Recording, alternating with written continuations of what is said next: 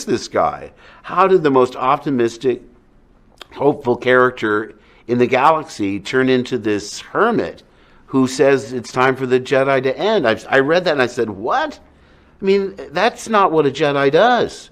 I mean, a Jedi is optimistic. A Jedi has tenacity. He never gives up. He doesn't secrete himself on an island. But you'll... Well, you're assuming that I train Rey. Exactly. Sneaky. Do I? Sneaky. I know. I have to be really careful. People say, was it difficult to pick up and wield a lightsaber again? And I go, do I pick up a lightsaber? Is it difficult acting in this movie? Am Well, I in this movie? I can promise you my part is twice as big as it was in Force Awakens. Are you bummed that Luke didn't get sort of a reunion with Han Solo? Absolutely. In fact, when I was reading it, I thought, if Leia's trying to mentally contact me and she's not successful, she'll rush to his aid. She'll get close to him and then get into some dire situation, and that's when I show up for a big yay, save her life. Then we rush to Han and are in the same position that Rey and Finn and Chewie are. Too late to save him, but witnesses. And I say, because it would carry so much emotional resonance into the next film. For us, his wife, his best friend to witness, instead of two characters that have known him, what, 20 minutes? You know, like I say, I didn't know it was going to be bought by Disney, because this was summer of 2012. Then they announced that Disney had bought Lucasfilm around Halloween, which would be October 30th. It was announced, and you know, we didn't know who the director was going to be, and then they announced J.J. Abrams, and it all came out. It was all very, very exciting, and I hope people are happy. It seems like, because in Hollywood, remember, kids, it's not important if it's of high quality, only if it makes money. Now, I don't want to, I mean, a good example would be Transformers. And to be completely fair to Michael Bay, I've never seen a Transformers film. I know they're among the highest grossing films in Hollywood history. I saw a trailer, and I'm too old to process that much information. I mean, the thing looked like it was edited in the Cuisinart. If you try and count 1,000, 2, 1,000, and it's just mind-boggling. And they're cutting everywhere where you don't know where you are. I mean, it's cinema of bewilderment, you know. But what I'm saying is, they keep making. All I'm saying is, I've never met anybody that's my age, or probably even your age, that say, "Oh, I love that movie." You know, most people are disparaging of that particular franchise, but they keep making them because they make huge amounts of money. And oh my God, I just realized this is all on film. But my larger point was, it doesn't matter if it's good as long as it makes money. So because The Force Awakens made a lot of money, I can't be. It's not ergo. It's good. Have you been keeping Rey's secret from the beginning? Did you know about the parentage? Like, tell me about that journey of when you found out. No. At the beginning, there was toying with like an Obi-Wan connection, and then it really went, there were like different versions, and then it really went to that she was no one. And then it came to episode 9, and JJ pitched me the film and was like, "Oh yeah, Palpatine's granddaddy," and I was like, "Awesome." And then 2 weeks later, he was like, "Oh, we're not sure." So it kept changing. So then even I was filming, and I wasn't sure what the answer was going to be. But this was incredible. Fuck you!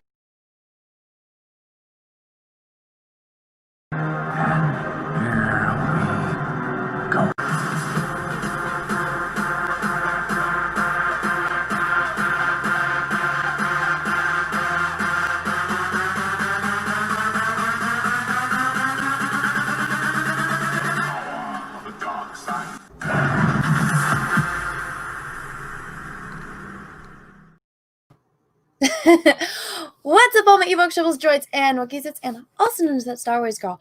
And today I just wasn't feeling it. But I was a Vulcan last night on the Jack Show, so tonight I decided I'm going to be a little bit more emotional, so I decided to be a Romulan tonight, but not the next-gen Romulan, because I was not about to do that weird shit to my forehead, so just OG Romulan, or in Picard, only the Romulans will have that, even though in Next Generation, in DS9, and even Voyager, every single Romulan you see, they have the little weird forehead ridge thing. So, it's only Northerners, my fucking ass, Kurtzman Trek. Bullshit. But I decided red kind of matched my mood. So, Commander, that Star Wars girl, Romulan, tonight. But what do you guys think? What do you guys think of the red? Let me pull up the chat. Sorry it was a little long of an intro. I was in my regular clothes, and I was like, this doesn't feel right, because I had my Romulan makeup on, and I was like, I can't just, because I was going to be off duty. But I was like, no, I can't. So, like, after I was only going to play the first little clip of Mark Hamill, and then I was like, shit, no, I got to wear the costume. So I was, like, over here changing and clicking the buttons, so I apologize. But, yeah, I had to get them done. What do you guys think? I told Cecil, I was like, I think I might actually, like, just shave my little eyebrows if I ever go to a Star Trek convention and then, like, just draw them in. What do you guys think compared to the blue? Do you guys like the red better? Or do you like the blue better? 1 for blue, 2 for red. Let's see. But everyone's saying happy Halloween and happy birthday. Thank you. I'm in California, so it's not yet. It's still 10 p.m. So it's not time for me yet. But oh my gosh. I had a really shitty day today. I'm not going to lie. It started kind of nice. Okay, see, lots of twos. What was it? Oh, yeah, 1 for... It seems pretty even. Red lips looks good with that red top. Well, thank you. You know, I actually have, this is like a bright red. I've been wearing like a deep red, and I can't for the life of me find it anywhere. And it's like, it's not like there's like 1, maybe 2 places I keep it, and it's in neither of those places. So I'm like, and I remember the last time I used it was right before, I think it was not the last Jack Show, but the Jack Show prior. And it was right here, and now it's gone. And I mean, there's nowhere around my desk it could be. So I'm like, what happened? What happened to my other lipstick? So I had to wear the bright one tonight. Thank you. It's one of those that, like, nothing comes off. Let's see. Happy almost birthday. Well, thank you. I know I'm turning 9 again. I'm so excited. Turning 9 again. Cat peed on the deep red. No, I specifically bought it to be deep red. This is just like, it's weird because I have a mole right here. Everyone's like, do you draw on that mole? I'm like, why the fuck would I draw on a mole at the end of my eyebrow? It's stupid. But it's like, looking all weird. Stop smiling. You're a Vulcan, for fuck's sake. A Romulan tonight. Romulans show their damn emotions. I'm going to be a little angry. So I was like, let me put on red. Let me be my Romulan self. So, there we go. Maybe when I do my Picard reviews, I should dress up like a Romulan. But thank you, Barbara Rogers, Little Miss Sunburn. Thank you for the super chat. I appreciate it. And I think I saw one before I get into story time. I'm pissed. I'm going to let you guys all know right now, I did not like the Mando episode 1. I need to watch it again because I fell asleep because I was bored. The second Boba Fett took off his helmet. It was spoiler alert, by the way. From now on, spoilers. So if you don't want to hear what happened to Mando, season 2, episode 1, don't listen from here on out. I gave you warning. Second, Boba Fett took off his helmet. It's not even Boba Fett. I was like, fuck this. And even before that, I don't know. And I here's the thing. I hadn't finished season 1 because I didn't like it. And so I had to finish season 1, and I was like, oh my God. No. Like, there's just so much wrong with it. And I feel like if I was back in college in class and this was like something that somebody turned in, granted, if it was like the entire class was working on this project to get all the, the special effects done, but it just, the dialogue, I'm like, who wrote this? It's in the way that it's delivered. And I know Apollo Creed is a good actor. So why is he talking like he's reading off of a script to the Mandalorian? Hello, Mando, come meet me on this planet. It's like, I mean, at least like when you're watching like a novella or a soap opera, it's like so dramatic, but you know that they have their lines memorized. It's just, It was painful. I'm not sure if I'm the only one that feels this way or if everyone else is enjoying it. I know when I was tweeting on Twitter, I kind of pissed a couple people off. And here's the thing about Twitter. It's like, if you're vague about something, then all of a sudden people say, oh, so you mean this? It's like, oh yeah, I didn't like this. I didn't like the music. So that means you don't like all music? That means that your word is the definite all on everything. You're wrong. And it's like, ho, ho, ho, calm down there, cowboy. But let's see.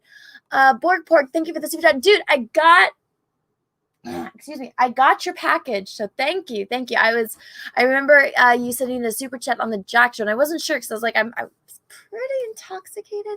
So I wasn't sure. But then I went and checked and I got it. So thank you. I appreciate it. I'm looking forward to opening it tomorrow. I'm doing a birthday stream. Haven't decided yet on if it's going to be at noon or 1 p.m. So I might just set it to 12:30 Pacific Standard Time and see if I'm awake by then. Because I was planning on this stream kind of being short, but you know how that goes whenever I plan on a stream being short. It usually just ends up me talking nonstop for hours. But thank you. I appreciate it. Happy birthday, Anna. Sadly, today is Devil's Night, the day Lucasfilm was sold to Disney. I remember that all too well. Speaking of college, I was in it was the second week of college, and it was in my second class of the day. And I remember because my teacher was the first introduction to Photoshop class, and my teacher's name was George, and he walked out while he gave us our assignment. He walked out, I don't know, to go do something, and he walked back in, and he's like, George Lucas just sold Lucasfilm to Disney. And he's like, I never thought I'd see the day when that happened. And I remember my heart dropped because I was like, I'm literally in college to learn special effects and to learn concept art so I can go work for George Lucas on Star Wars.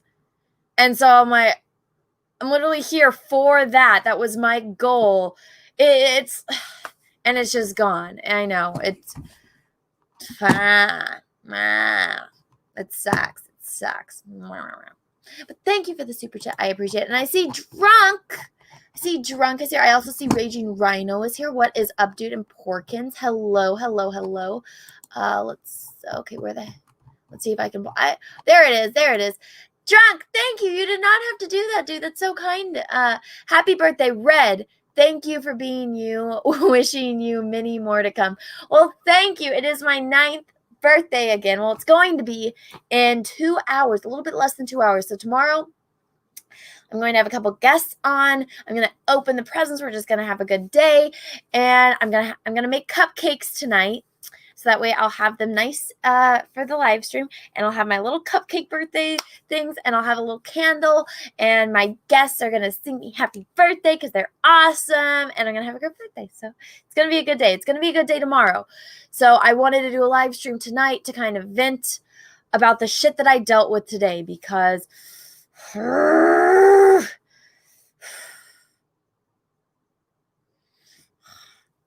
makes me upset. Thank you for the super chat. I appreciate it, Drunk. So, are you guys ready to hear the story? I tweeted a little bit. Actually, let me pull it up on Twitter so you guys can see what I'm talking about. So, when I get things, so I do my paintings, right? I don't know if you can see it behind me. There's kind of R2D2, but it's hard for me to move in this thing. So give me a second. This thing's so tight. Okay. So I do paintings like this, right? And this is actually on 11x17. So I'm still in the process of working on R2. I just haven't had time, I haven't had time to finish it yet. So when you do a painting like this, and this is obviously, it's about a centimeter thick, and this is the weird thing. It's like when you buy canvases or sketchbooks, and I always get it mixed up on which one it is. It's like we have different sizes in America, and then there's different sizes in the rest of the world. So America is weird. It's kind of like how everyone else uses the metric system, and Americans are just like, hey, fuck you, we're not using the metric system. No one's going to learn that. You're never going to need that. I specifically remember when I was in 2nd grade, and we were doing let's learn about the thermometers. Actually, maybe it was 3rd grade, but whatever. I was, in elementary school, and they're like, let's learn about thermometers. And there's Fahrenheit, and then there's Celsius. And I said, well, Celsius starts at 0. That one makes more sense to use. Why aren't we using that one? And my teacher's like, you're never going to need to learn that. Only scientists use that. And I was like, and now thinking back on it, I'm like, she acted like that's almost verbatim what she said. I'm like, so even back then, she's like, you're not going to be a scientist, Anna. But yeah, so it's weird when you buy canvases or like sketchbooks and stuff, and then the frames are different. So I believe it is where we have all of our like canvas sizes and sketchbook sizes are in American sizes, but then all of our frames are European sizes, and it could be switched. I always get them mixed up. So when you go and get something framed, you have to get it custom framed if you're buying a canvas or you did a sketch on something, or you have to get some kind of mat board to make it fit into the frame. And so it costs a shit ton of money. So I always go online and I try to find a frame that I like. And usually Aaron Brothers has really good quality. And so if you guys don't know, Aaron Brothers are those like two twins that they do house remodeling. So, but they also have some kind of framing company. They're good quality. I like the way it comes out, and I always like the way that it looks like with my paintings. And so unless you want to go to like a super, super, super custom, and I only do that when I have a very specific order.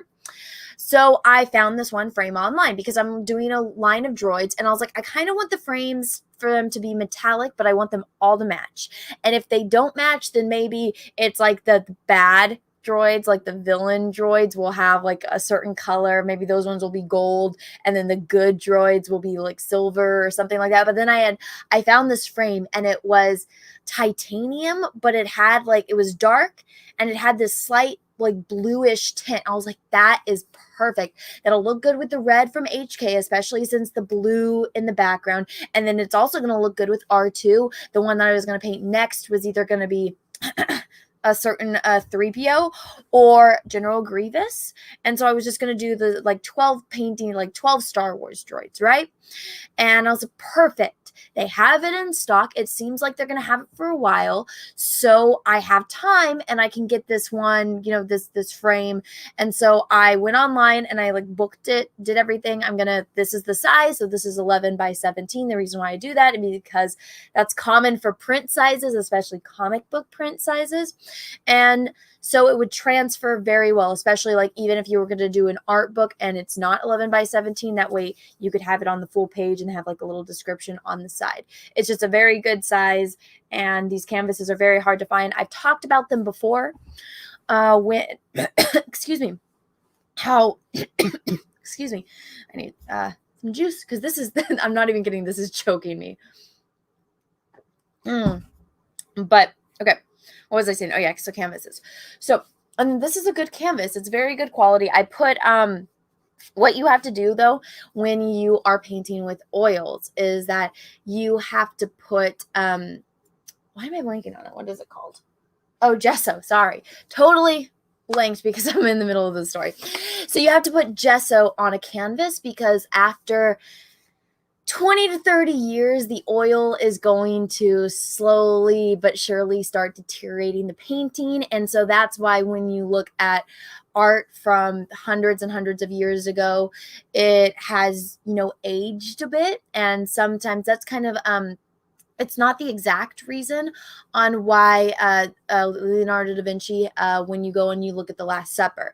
A lot of people think, oh, when I get to go and look at The Last Supper, I'm going to get to stand there and look at it for hours. You can't, because every single second it's in contact with oxygen, it's deteriorating, because he did an experiment where he used oils and fresco.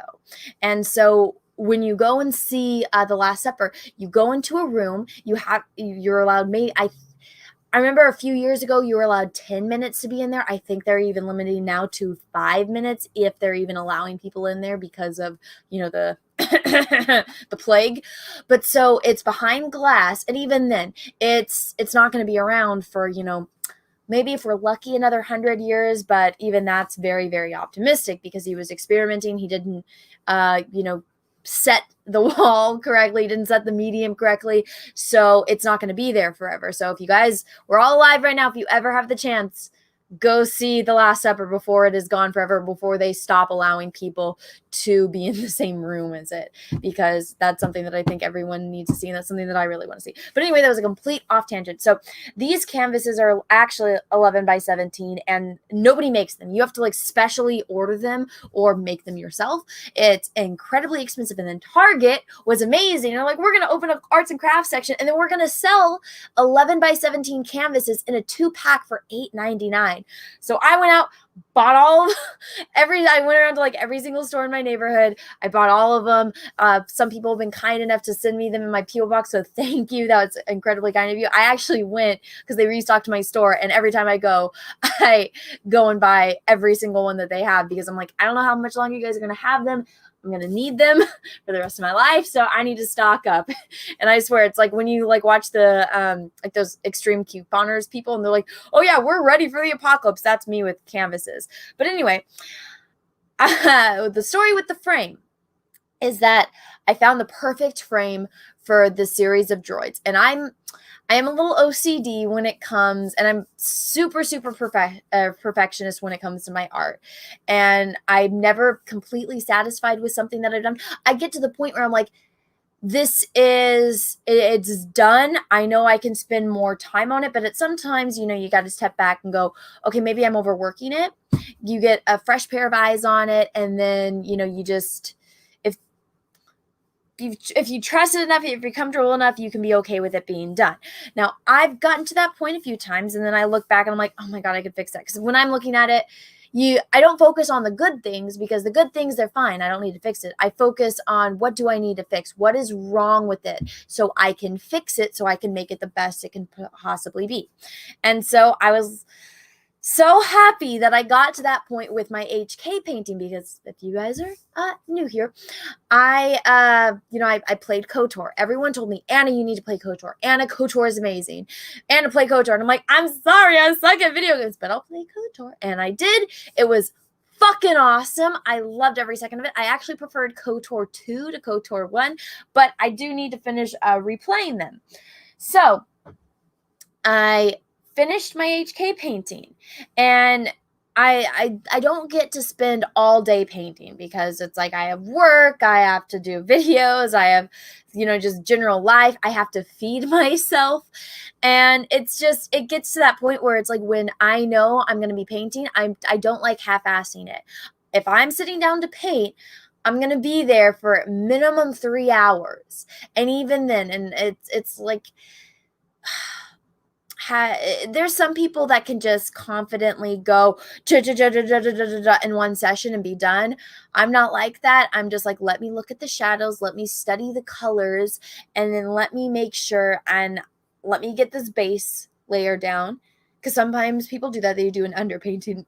I like to do underpaintings. This takes a lot longer to do than putting it straight down, or like the paint straight down, which, I mean, I am putting paint straight down on canvases, but I do an underpainting first, and then I paint on top of that as well. So if you guys watch my art videos when I'm painting, you'll see me go over the same spot over and over again, and that's because I'm building it up. And I learned to paint very thinly, because when I was in college, it's like starving artists galore. So I'm like, how do I use as little amount of paint as possible, but how do you build it up using, again, as little supplies as possible, because you need to make them last, because paint's expensive after a while. Buying all these colors, it adds up to after a while. So I build up. I do an underpainting, then I paint on top of that, then I build on top of that. So it's building and building and building. And so when I was painting this HK, I really enjoy painting organic shapes. So like organic is like, obviously skin, a person, fruit, flowers, organic organism type things. And then you have something like a water bottle. This is hard surface. Hard surface. It doesn't have to necessarily be metal to be a hard surface, but it's like there's a different process of painting organics versus inorganic.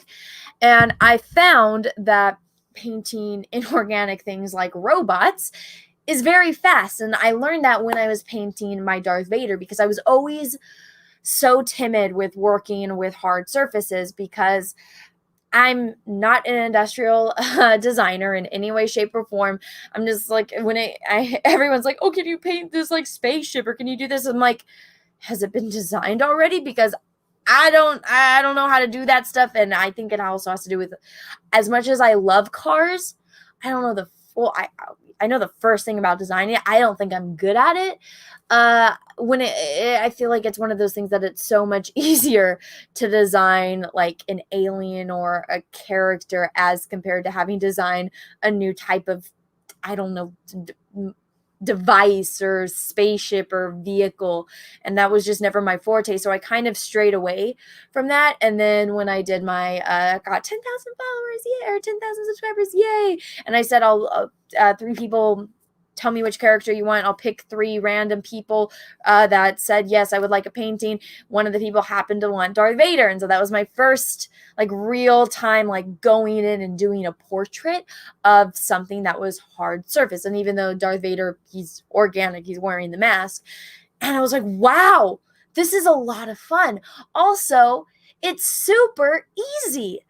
Oh my gosh, painting space. Well, I don't like painting spaceships. I much more prefer painting characters. But oh my gosh, it was so much fun painting Darth Vader. And then Darth Maul was a lot of fun too. I actually think I had a little bit more fun painting Darth Maul because it was fun painting with the blues and the reds. But I was like pleasantly surprised. So then I was thinking, I'm like, I need to pump out these faster because it does take me a long time, especially since I'm very limited on how much time I do have on top of everything else to do something that is just like purely for my own enjoyment and like recreation. Even though it's technically work because it's adding to my portfolio, but I'm doing it because I want to do it, not because it's like required of me to do. So I put a lot of my love into this HK painting because I really liked the character. He was a pain in the fucking ass, but every time he said meatbags, it's like, let me kill someone. I'm like, what are you doing, HK? And then finding out that he was Revan's droid, and just then seeing him in KOTOR 2, and I'm like, yay! So as I was painting it, I was having so much fun. And especially if you look at the reference, because I literally just went into the game and I like took screenshots of like certain angles of him. Because I'm like, I want to get 3/4 view, because usually when you're painting someone, this face forward, it's kind of boring. There's not really much dynamic into it unless I'm doing a facial expression, like, or something like that. Then there's profile view, which is like just completely on the side. And then there's something like this, which is 3/4. This is typically what I do because I think that this is the most interesting and dynamic type of pose when you are telling a story through a single image of just a face, no background, just the person or the character that they are. So found one image of HK, and then it was actually from the game KOTOR 2 because that's what I was playing at the time. And then I wanted to paint him like he was in KOTOR 1 with that red, because I really thought that would pop. And I had a lot of fun doing it. And then I found the frame. Everything worked out, even though I, found it through like Aaron Brothers. They said the only place I could find it was conveniently at the Michaels by my house. And I was like, wow, okay, so I don't have to drive, to some Michaels in like Los Angeles. I can just drive down the street. That's perfect. Absolutely perfect. It's working out. Everything seemed to be on the up, right? And so I went in about a month ago. I dropped it off to be framed, and conveniently they were also having their 70% off custom framing. So I was like, yes, and it's like I get a sale price for it. This is awesome because framing is very, very, very expensive. So I dropped it off, and then when I was on vacation, I got an email saying, hey, Anna, your painting's done. So I was like, yay, I get to come home and pick up my HK painting, and it's going to be framed and done, and I'm going to get to show it to everyone on my birthday stream, right? Right? It's not what happened. So I go to pick it up, and I'm in kind of a hurry because we had just gotten back and the Jack show was going on that night. So I had told the guys originally, I'm like, I don't think I'm going to make it home in time for the Jack show, because we were originally supposed to stay another day, but then our hotel reservations kind of got mixed up, and then it was miscommunication thing. And then I was missing tulips so much, and we had seen the Grand Canyon, and the weather wasn't looking too good. So we're like, and I was like, it's fine. It's fine. We can go home. And that way we missed all the traffic from like the Friday traffic. So it actually worked out really well. And I was able to make the Jack show, which was fun. So I go and I pick it up. But the thing is, here we go. Let me finish my story, and then I'll pull this up a little bit better. Let me zoom into this. So I go in, I pick up my painting. They always ask, oh, do you want to look at it? And I'm like, yeah, I want to look at it. But I was like, I want to get home because I got to get ready for the Jack show. I also we have to go pick up groceries and stuff. And, they're waiting in the car for me, and we need to get home. So I looked at it real fast. I'm like, all right, yeah, it's framed. Fold it back up. Let's get in the car. Let's go home. Got home, and then let's see it. Because, I got Peaches, got the munchkin. And I open it up, and then I start looking at it, and I'm like, the edges are fucked up. This frame is busted. Did they not look at this and say, what the fuck did we do? So let me share my screen again. So here we go. So let's look at this. So as you can see, it's that really nice metallic, right? It's like a silver, but or the titanium, but it's got that blue sheen. But then you can see right here, and it's smashed. I wish I would have gotten a little bit of a better picture, but it's clearly indented and it's busted. It doesn't look good at all. And then they scraped my painting. And I have photos of the painting before this happened. So they fucked up the edges of it. Also, there's all of this little specks of shit on it as well. But you can clearly see where it took off the varnish and then it took off the paint. And I'm like, I put at least 3 layers of varnish on it. And for it to take off 3 layers of varnish plus the layered paint that's on there, that's unacceptable. 100% unacceptable. And so then here's the other edge. This one, even the corner of it is busted. How the hell did the manager not see that? Do they not have and it says on the back who framed it? And it's did you not have somebody look at this to say, okay, there's something, there's obviously something wrong with it, and to let me know, but to scrape up original artwork. It's not like this was a photograph that I could have reprinted. This, is my original work. It's one of a kind. And I'm fucking pissed. And the more I look at it, the more angry I get. See, look right here. This is where, and the girl today that I talked to said, oh, it must have still been wet. This is obviously from the cardboard that we had on it. And you can see how just it put together looks like fucking shit. I mean, you can see where they probably used crazy glue or something. And the edge is messed up. You can see right here how the paint is taken off. And I didn't get, I have pictures of it now because there's a line in it where they must have had an X-Acto knife or something, but it didn't cut through the canvas, but it scraped it. But I'm fucking pissed. And I have a really hard time because when I was in college, I worked in retail, obviously, because, you're in college, you need to have a part-time job. And so I did waitressing, and I was also, I worked, I worked retail, and then I did internships and stuff. But it's just one of those things that I have a really hard time getting angry at a manager, because it's not the manager's fault. They have company policy that they have to follow. It's not their fault. It's not the other employee's fault. It's the person that did this fault, and then the other person, or unless they're the same person.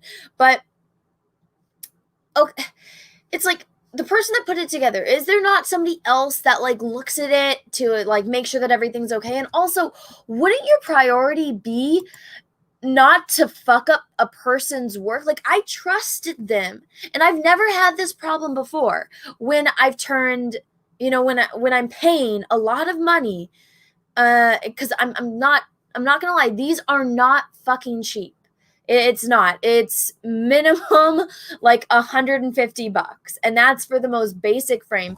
This is this is about 1.5 inches deep, because it's more of like a floating frame, because usually when you get frames, they're pretty flat, so you need like a flat canvas. Because this is about 1 centimeter deep, what they have to do is they put like foam board under it, and so that way they make it float in like a deeper canvas, or excuse me, in a deeper frame. So not only I called when I got home, and I was on hold for like 20 minutes. And then I finally talked to someone, and I was like, hey, I was just in there. I picked this up. I was in a hurry, so I didn't really look at it. And I'm home, and the frame is fucking broken. You can even see, not only is it busted, the paint is off of my freaking painting, but then you can see how it's not even like put together well. It looks like shit. Like, if they would have given me the parts, I could have done this at home and it wouldn't be this bad. Either somebody dropped it, or when they put it together, they were hammering it. Maybe it was, and I'm just like, are they training new employees? Was this like one of their new hires' first time putting a frame together? But even then, it's unacceptable that they fucked up my painting. And it's just, it's so frustrating. So I was talking to the girl, and she said, okay, well, I'm going to leave a note for my manager and come in tomorrow and we can get it fixed for you. And I'm just like, what do you mean get it fixed for me? Because you fucked up my painting. You guys aren't going to fix that. I have to fix that. So what I'm going to have to do is I'm going to have to remove this varnish, and I'm going to have to repaint it, wait for the paint to dry, and then reapply the varnish. You guys are setting me back a month, an entire month, for the varnish to be removed, for me to paint it, and then for me to add on the varnish. And actually, maybe that's about 1.5 months. And then if I were to get this reframed, I would have to wait another month, or like 3 weeks to a freaking month, because that's how long it takes you guys to order it, and then for you guys to put it together. So that's 2 months, or maybe 2.5 to 3 months, that you guys just set me back because you guys didn't get it right the first time. So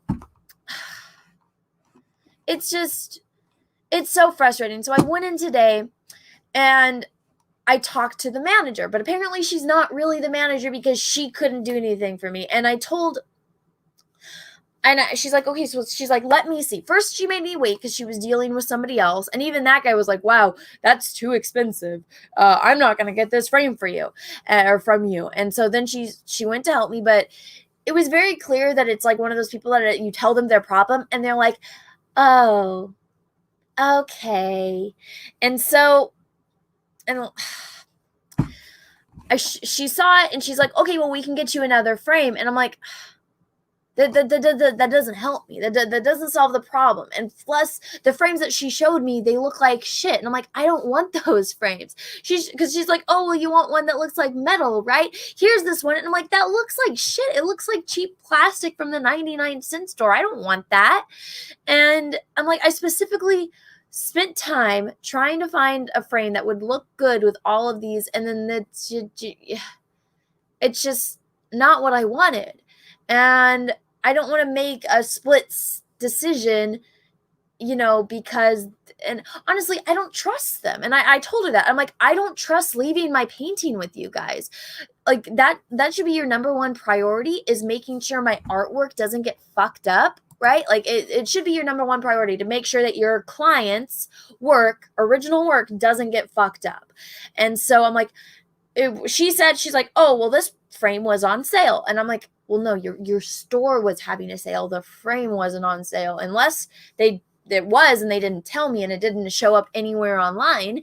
And if it was on sale, then that's a really shitty sale price for what I paid for it, because it was not cheap. And so she's like, oh, they must have sent it in. When they sent it in to us, it must have been damaged. And I was like, So if they sent it into you when it was damaged, why didn't you guys call me to tell me that the frame was damaged? Because then that would have avoided all of this, or I would have just not gotten it, you know? Or we could have found something else. And so it was... I'm mad. I'm getting mad again. But...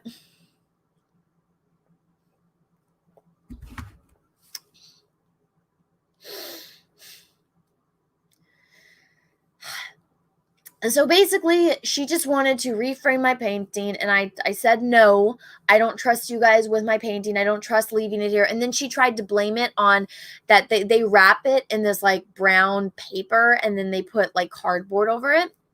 And she tried to blame it. She's like, oh, well, these ridges perfectly match up with the cardboard. And I was like, that doesn't make sense on it, because this was dry.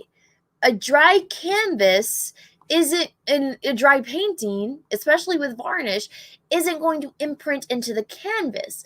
So I honestly think that either it was dropped, or it was slid across something, or when they were framing it, they did something to it. But there's no way that this was cardboard, which was she was trying to. And again, I don't know how cardboard would scrape off my paint. So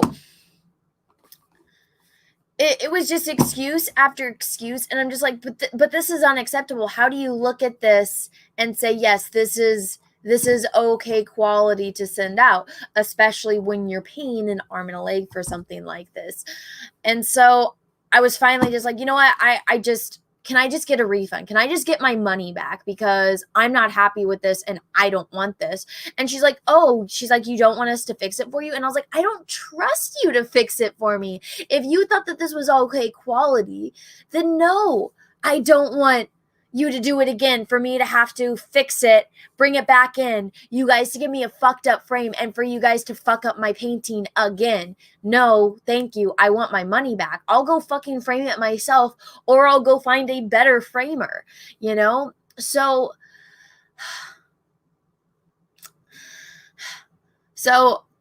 she's like, well, do you have your receipt? And I'm like, no, it was like a month ago. I have the painting. You guys, I paid with a credit card. You have that on file. You have my phone number. You have my email address. I signed to pick this up yesterday. You guys should have that. And I know you do, because when I worked in retail, I know how you can look up people based on, their credit cards and stuff. So tweet Michaels. I was going to tweet Michaels. They don't have a Twitter. I was going to. Trust me. I was going to. So,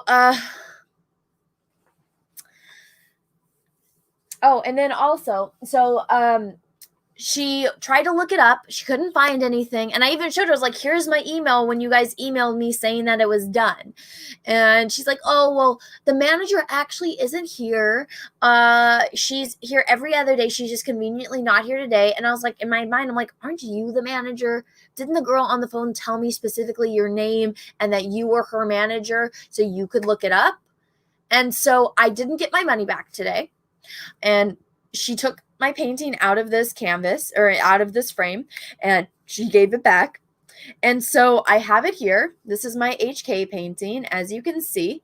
You can see where there's a bunch of fingerprints all over it. And I don't know if you guys are going to be able to see it. There's a line right here where they scraped off the paint. I don't know if you guys can see it. You can see the corners where it's all fucked up. And then on the back, there, when she took it out of the canvas, she obviously didn't care, because there's a bunch of holes in it. She ripped the canvas right here. And I'm just pissed. I'm just really, really pissed. And it's just, maybe she's half Romulan. I am Romulan tonight. I'm Romulan tonight. That's why I'm showing this.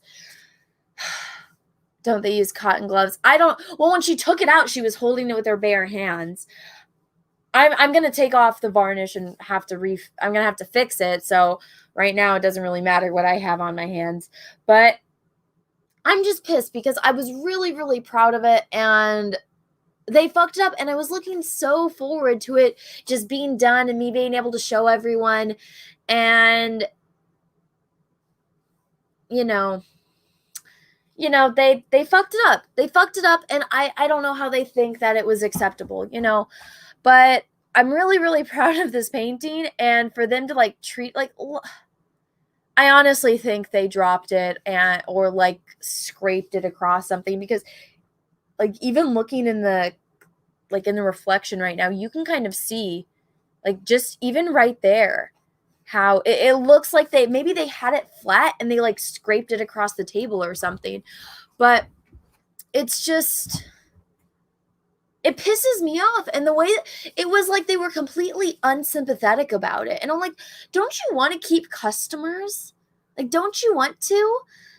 And you're supposed to like be an employee at an art store, so you're supposed to care about this stuff. And they just didn't care. It was, I don't know. I'm pissed. I'm so pissed. And like, I got in the car, and when you're just, I mean, maybe not all of you guys know, I was just so frustrated that I just sat in the car and I just like kind of like cried, because I'm just like, oh my God, it's just like that frustration, and you can't hold it in anymore. And I don't know. I'm never going back to that Michael's again, even though it's like the closest Michael's to where I live. It's just fucking shitty, and it's infuriating. So I don't know. That was my day. I was pissed after that. Before that, I was kind of having a good day, because I had tweeted something last night, because this one bitch was here. I think let me pull it up. This one bitch was bitching about whatchamacallit. She was bitching about, oh, here we go. Oh, no, not that one. It was, here we go. Okay, this chick, was bitching about women drawn in comics, and I'm like, they look good. And in the nicest way possible that I can say, usually when women are bitching about the way that hot women look in comics, those women probably aren't the best looking, or they're probably very insecure with their bodies. So they take it out on women that they think are attractive, because it makes them feel inadequate. And so she's like bitching about it. And like, even like, just look at her handle name. It says nothing is scary than men writing women, which is absolutely just bullshit. Some of the best female characters have been created and written by men. So get this long ass probe out of your ass and I don't know, pick up a fucking book and read, and stop being such a sexist cunt. So then I said, why? These look great. Both artists made these women look fantastic. And then lo and behold, guess who responded to me? J. Scott Campbell.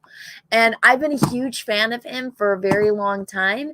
And so let me see if I can find it on here. Where is it? But so here it is. He responded to me earlier, and I was like, oh, I liked it. I was like, that's let me make this bigger. I was like, oh my God, J. Scott Campbell responded to me. This is amazing. But so, and I showed, like, I had met him a few years ago at CTN, and I bought these are like art books, but they're full of his sketches. And it's one thing to see a person's finished work, but then getting to see like their sketches and their process, it was absolutely amazing. So my day started off on a little bit of a high, because he wasn't even tagged in this. Nowhere in this thread was he, unless somebody else tagged him. Oh, somebody tagged him. I don't know if that was before or after, but she didn't tag him. I didn't tag him. So for him to go and see like my post and to thank me, I was like, oh my God, that's so awesome. And then I had to go in, I had to deal with the frame person. So it started off good. And then it was like, fuck you, Anna. And I was like, oh, God damn it. So that was my day. That's my day. I know that was a very, very long explanation for what happened, but it was incredibly frustrating. And I wanted to vent about that, because tomorrow I don't want to have to talk about it. I don't want to have to focus on it. I just kind of want to have a good day with my friends and celebrate my birthday. Let me see if there was any super chats that I missed. David McFarland, thank you for the super chat.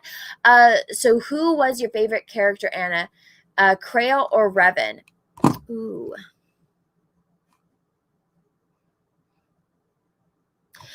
You know, I like Revan. I do. I think I need to play it again. I think I already started playing it again as a dude, but I need to explore the character, both the characters more. But I think I like Kreia just slightly more than Revan, but that's because Kreia, you kind of get to know how her story ends, and it's just, I don't know. I feel like I know more about the character than I even as playing as Revan than I know about Revan.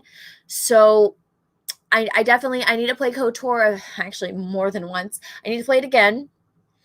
And just to get to experience Revan a little bit more. Because I really missed out since I didn't know I was playing as Revan. But I really like Kreia. I like the whole concept of her character. I love the fact that her, you know, her relationship with the Force, and I really like Kreia.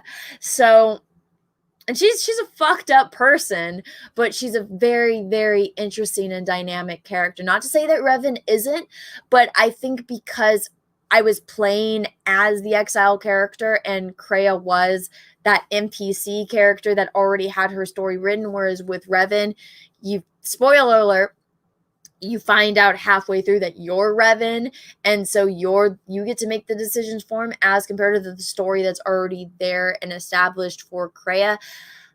I kind of like that better because, how to explain this? When you're the character and what you do individually in the comfort of your own home when you're playing that character, even though you're following the storyline, the things that you pick is what you pick. Not maybe there is that person that picked the exact same answers you did when you played the game and played it the exact same way that you did. Maybe somewhere out there's somebody that did that, but it's not the same as a character that has already an established story and it's thought out by the person that wrote it, whereas it's up in the air and what can happen to your character because it's you playing it.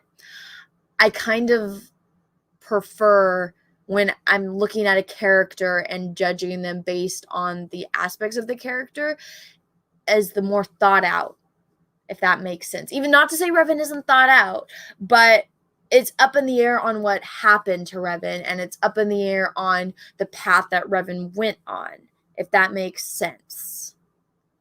I hope so. But thank you for the super chat. And you know what? Let's hear a little bit from Kreia, because I have where's my mouse? Here we go. I have a little clip of Kreia. I promise this one's short. I am but a mirror whose only purpose is to show you what your own eyes cannot yet see. She's fucking fantastic. I love Kreia. I have another KOTOR one. It's like, it was supposed to be when I played KOTOR again, but with like the Sith intro. Let's see. Dr. Coffin Nails, thank you for the super chat. I appreciate that. Greater care taken with Anna's makeup costume than with all of Kurtzman JJ Trek. Thank you. Seriously though. Seriously. I appreciate it. Let's see. The only problem with this though is I need to get a customly made Star Trek uniform. There's this one girl on Etsy that does it, so I think I might start especially ordering from her. But yeah, my arms are freakishly long, so these are a little bit short for me. Also, so it's weird. So this is an extra small. This is just from the Star Trek uniforms that they sell on Amazon. So I have to get extra smalls because if I get smalls, the sizing isn't correct. Usually when you go from like an X to like just a regular, like an extra small to a smaller, like an large to an extra large. The only difference is length. That's not the case. If you go to a small, it's like for a woman that's at least 50 pounds heavier than me. And so it's just very, very baggy. And so I'm like, all right, I'd rather have something a little bit shorter on me than something that's like looking like I'm wearing a muumuu. So I just, just a little bit short. I kind of wanted to just like put gloves on, but it is what it is. Oh, and yeah, a marker exploded on me earlier. But thank you. I'm glad you like my costume. I was really looking forward to going to Star Trek Celebration. Oh, well. And I really, so I only have Next Generation costumes. I don't have any of the originals because you don't, when you go and look at the costumes that they have, it's not right. So I don't know if you guys know this, but the women's dresses, they're dresses, but they're kind of like, the bottoms are like skirts or like a romper. So they have like little shorts under it and they're connected. That's why the women in the Star Trek uniforms, like a horror, they have that little like line. And that's why, even though, sometimes when they fall over, you can kind of see their undies, but there's like shorts on, so that way it stays in place, but it's connected to the rest of the dress. And then also the way that they're cut, it's like this, and then it kind of sticks up. And they just make them V-necks. And I really don't like the original series costumes that they have. Because, even though this is like I think this is like Ruby's costume, it's really good quality and it looks right. Even though it's like the cuts are slightly off, this looks like a Next Generation costume for, the money that you're paying it. But the ones that for the original series, they don't look anything like it. So I was like, what the hell? I don't want to waste money on that. So I only have Next Generation costumes. Yep. And one thing I did learn is I cannot move my eyebrows individually. But, oh well. Oh well, my Romulan self. My hair looks short for whatever reason. There you go. There we go. Yeah, cool story. I know it's boring as hell. Russell Hall, thank you for super chat. It looks like they didn't cut a perfect 45 degree angle. Probably they didn't do a lot of things right. Giving me a smashed canvas and fucking up my painting is another one to start. Peter Shaft, thank you for the super chat. I don't know if you read this on the Jack Show. Have you seen Star Trek Continues and your thoughts? Yes, I have seen Star Trek Continues and I very much enjoyed it. Actually, when I went and met Vic Mignogna, I told him, I was like, I'm not versed on anime, but I'm a huge Star Trek fan and I loved your Star Trek Continues. And let me show you. Oh my God, you don't laugh too much, but this is let's see. I have my little socks on. Look it. It says, thank you, Anna. And then it says Vic. Because I was wearing a I Stand With Vic t-shirt, so he thanked me. So I have this up in the background. But we talked about Star Trek, and I told him how much I really enjoyed his Star Trek Continues. So if they ever do like more, I kind of just want to email him and be like, can I just like can I just be an extra and just stand in the background? I don't need to say anything. Like, can I just be there? Kind of want to be an Andorian though, because my name is Anna, and Andorian Anna, and then I would be blue and have white hair and antennas, and Andorians are short. So I think it could work, but I don't know. Maybe. I don't know if has he ever talked about doing more? Because if he did, I'd be like, I volunteer. I can't act, but I'll stand in the background and I'll push a button, I'll stand in the background and I'll push a button.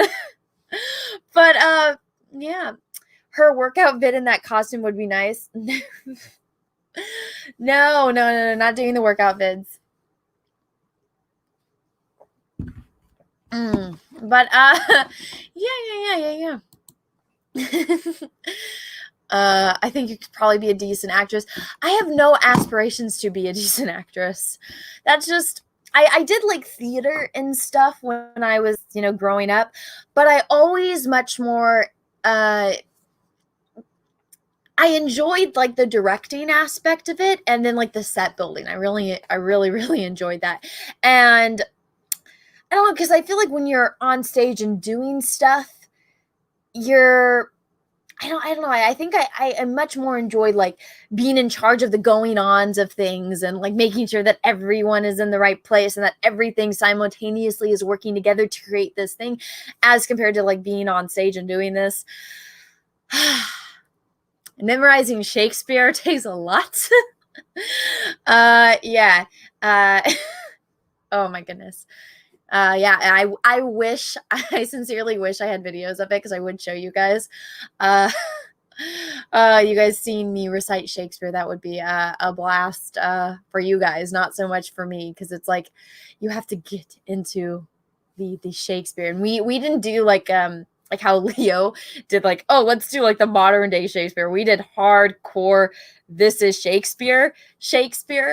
And when it's high school, it's like there's like 3 people that are probably really good. There's like a few people that are okay, and then the rest, it's like, we're here and we're in a high school play.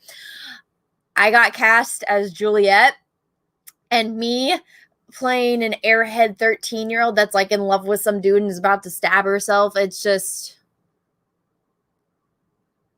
it was what it was. I got excited because I got that part, but I signed up on the thing to be assistant director, and instead I got cast as Juliet, which you could say that's ungrateful, or because I know this one girl was like really pissed off at me because I was like, oh, I really wish that I could have been assistant director, because that's what I really wanted. But instead and the reason why I think I got cast as that was because I already knew a majority of the lines, and I knew a lot of Shakespeare already. So I think that was what it was for. It wasn't, maybe it was, I don't think it was for my acting ability, but Shakespeare's overrated. Get out. I love Shakespeare. How dare you? How dare you?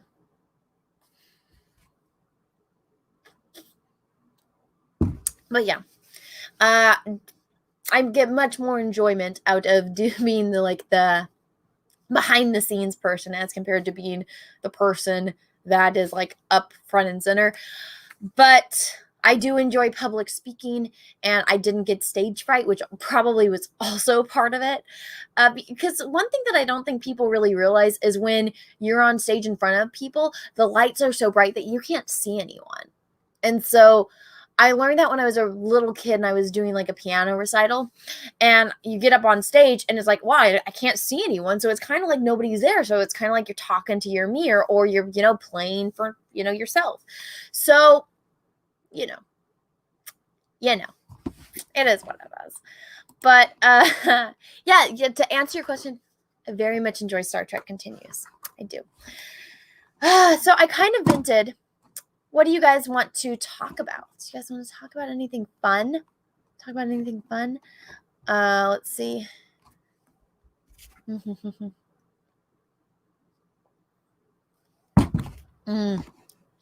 Wonder what William Shatner is doing. Dude, William Shatner is hilarious. I learned this today, that if William Shatner blocks you, you have to donate to his charity with your, like, the name that you want to get unblocked, and that's the only way he'll unblock you. And if he blocks you again, you can't donate to the charity. You're blocked forever. I thought that was hilarious.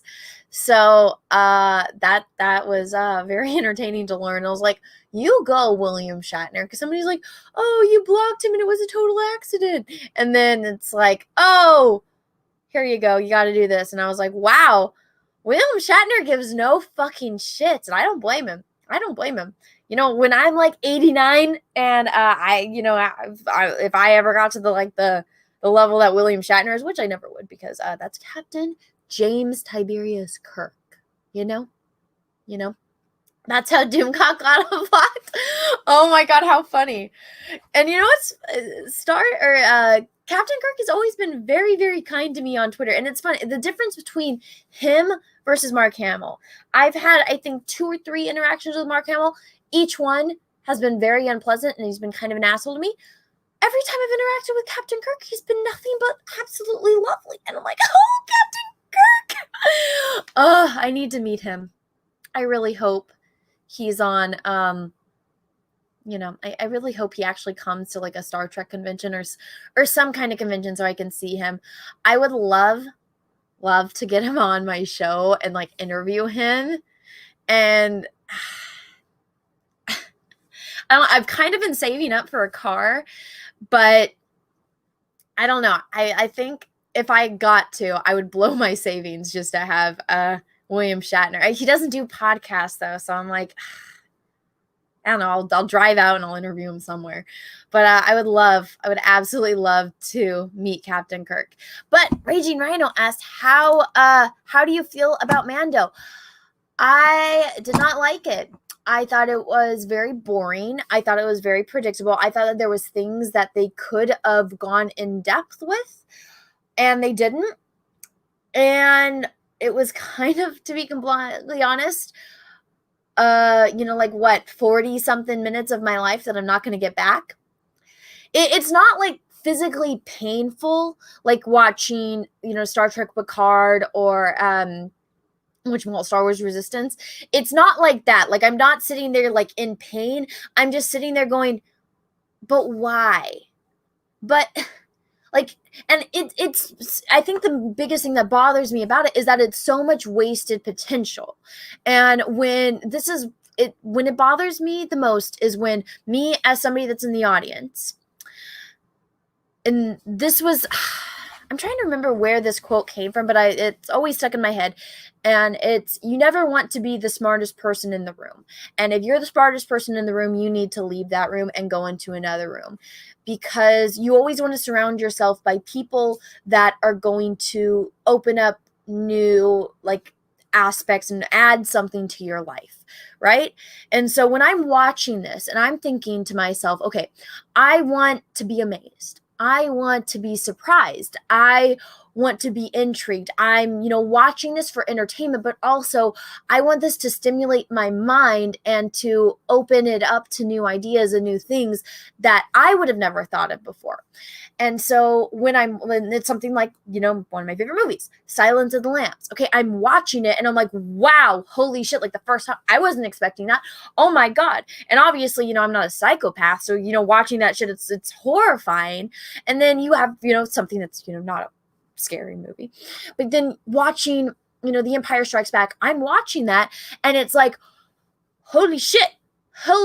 Like, I'm not, a tactical expert. So watching the Battle of Hoth and then also knowing that that's stop motion and, just the amount of difficulty that went into filming that. And it's like, okay, Han and Leia are on their mission.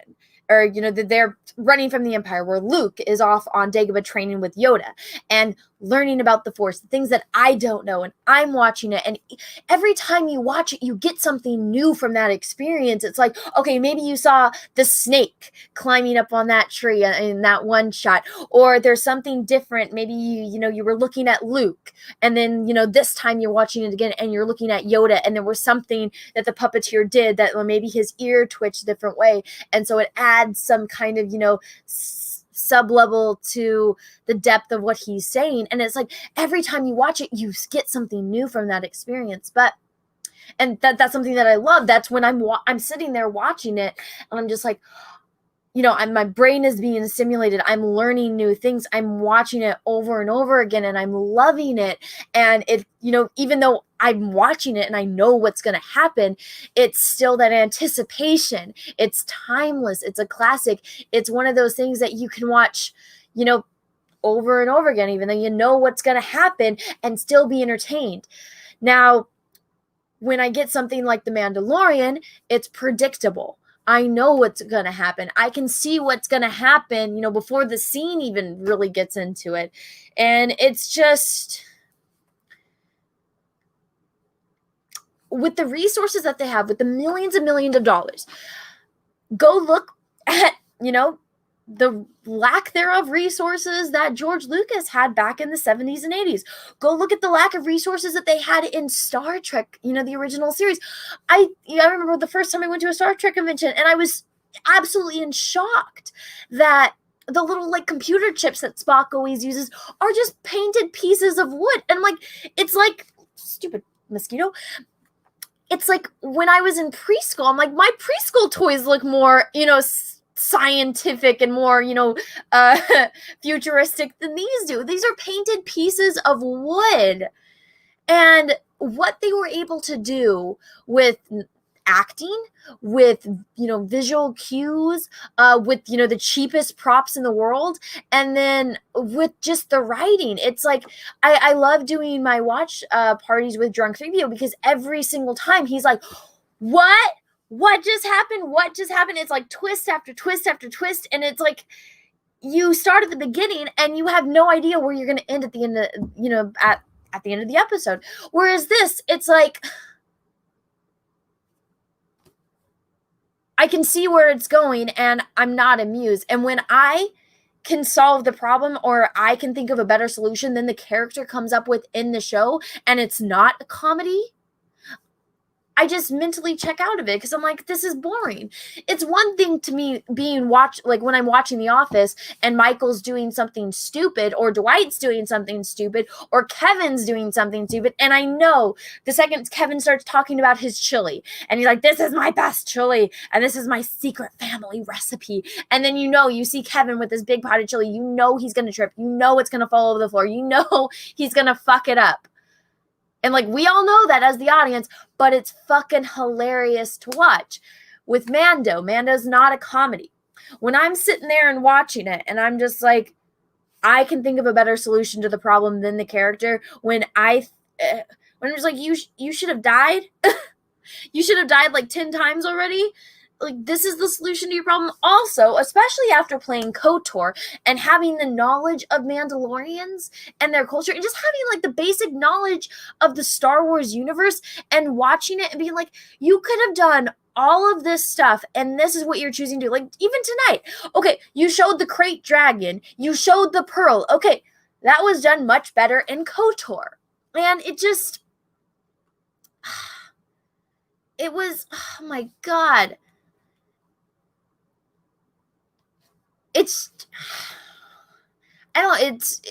Why would you make something mediocre when you can make something fantastic, when you can make something great? Why would you settle for that?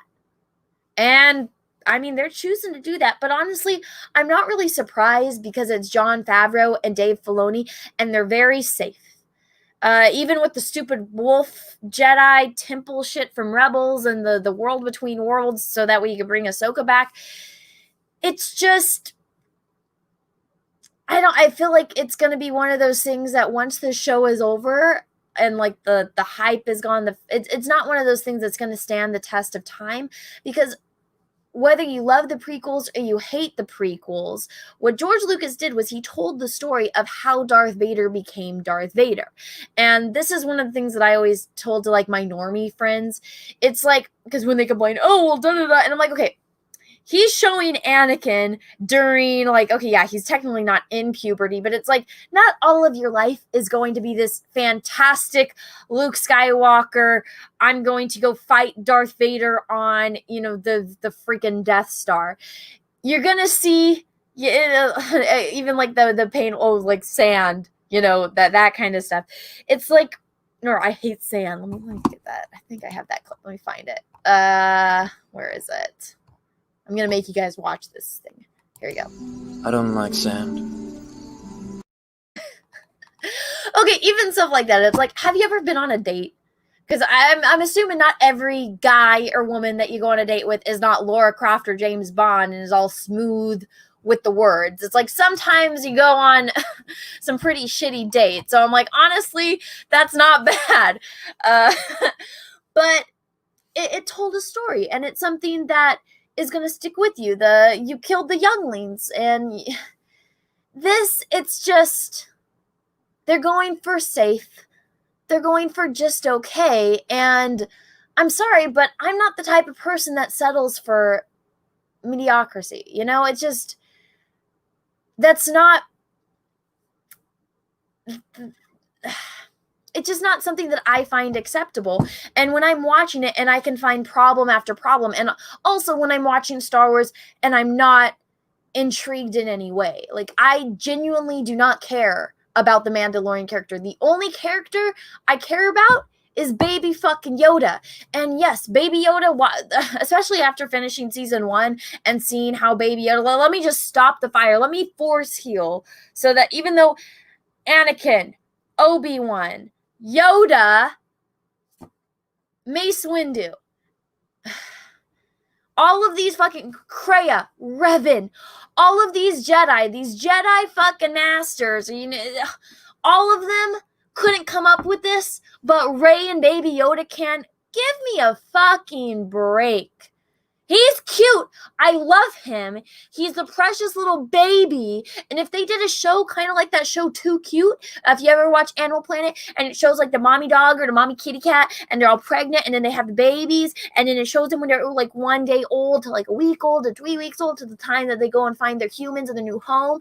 If they did a movie or like a TV show where it's just Baby Yoda and he's walking around lifting rocks and like playing with frogs, I would watch the shit out of that. They made a whole stuffed animal line of like, here's baby Yoda, here's baby Chewbacca, here's baby Ewok, and they all go in the playpen and they all play. I would watch that over and over again because I love cute things. And they're so little and they're so cute.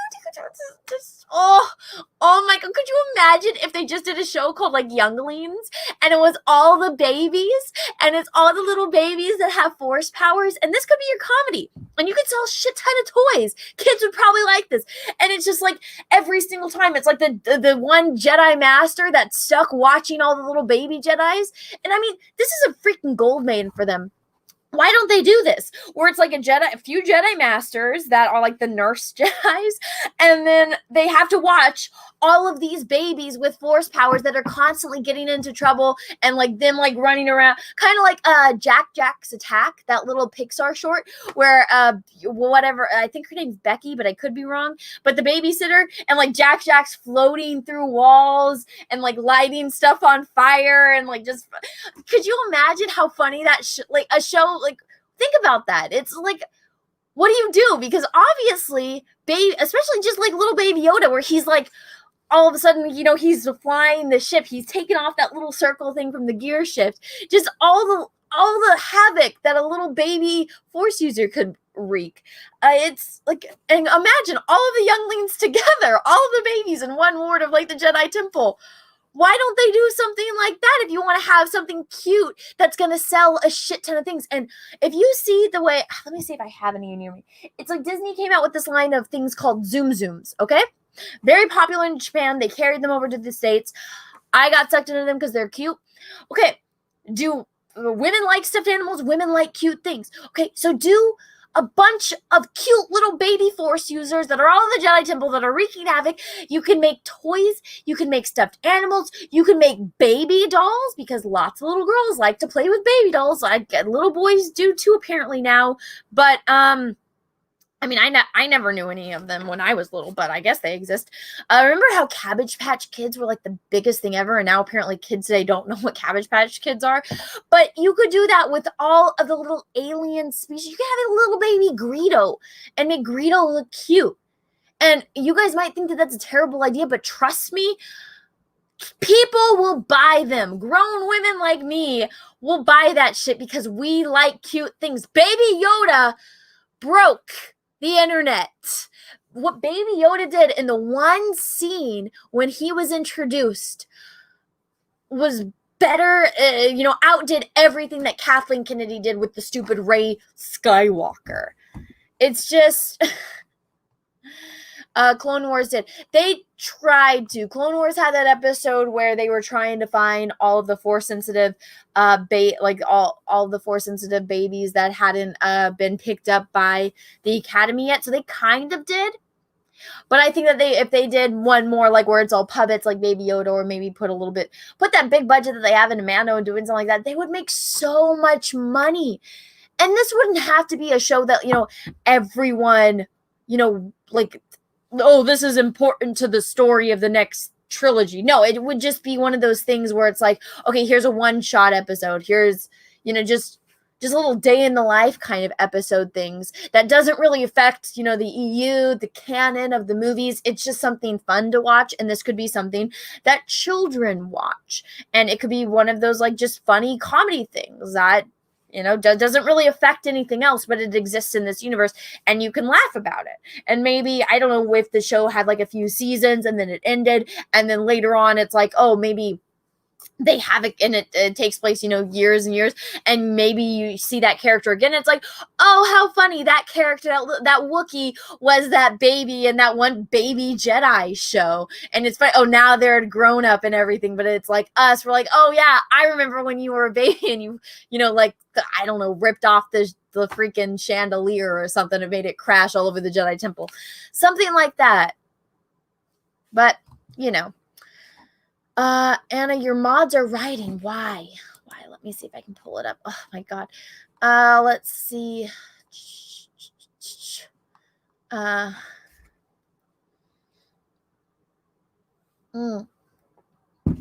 Okay. What are my mods doing? What's going on? I don't see what my mods are doing. I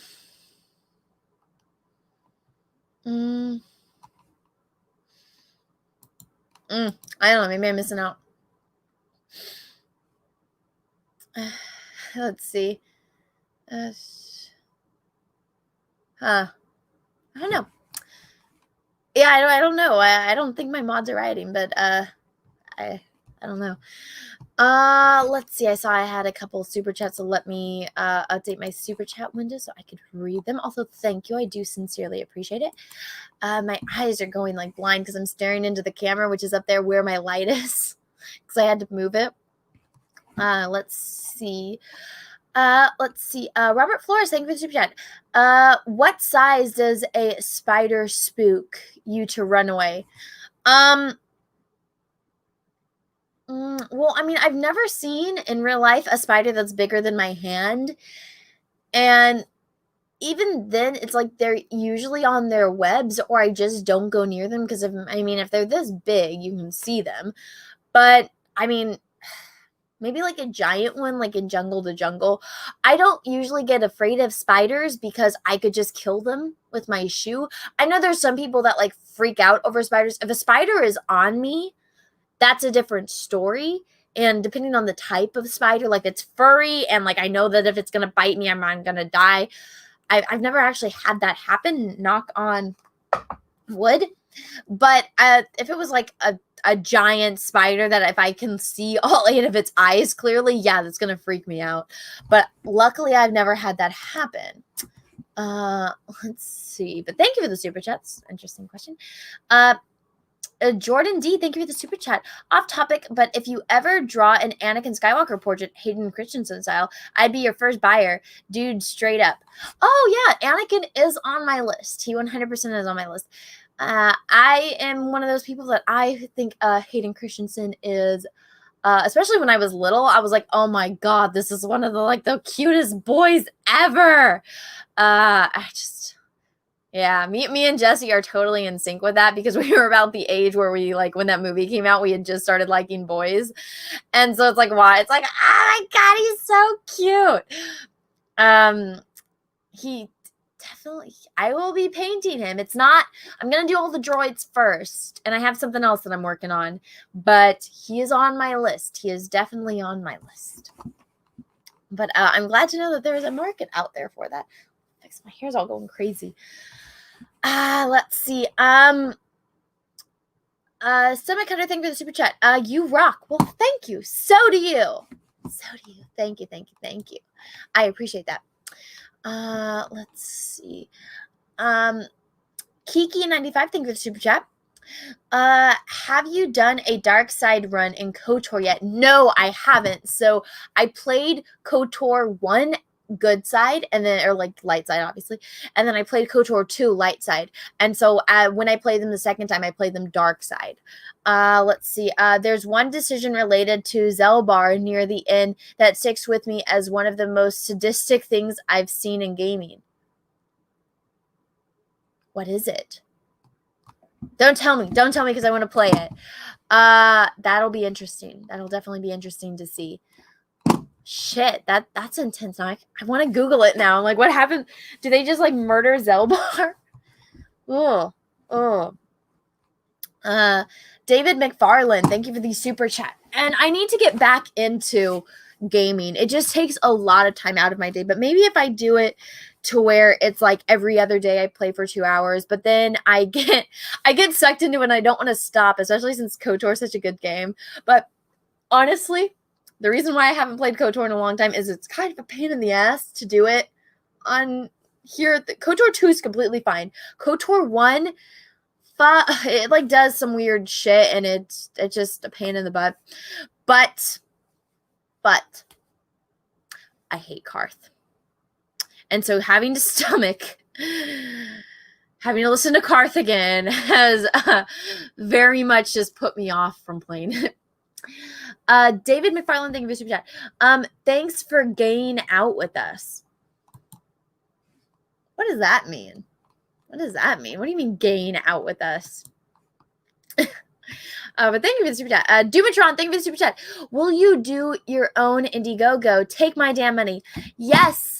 So I am planning on doing an art book. Actually, do you guys want? So I know before I had like signed up for my super secret project. So that was through Dynamite. I haven't been promoting that one due to reasons. So let me open up Indiegogo. I actually have a new email list for my art book. I haven't like posted it anywhere because I was still working on the back end side of things and I don't really know when I'm going to release it because I have so much stuff going on. Let me zoom out so I can log in. But so if you guys are interested, reset. There we go.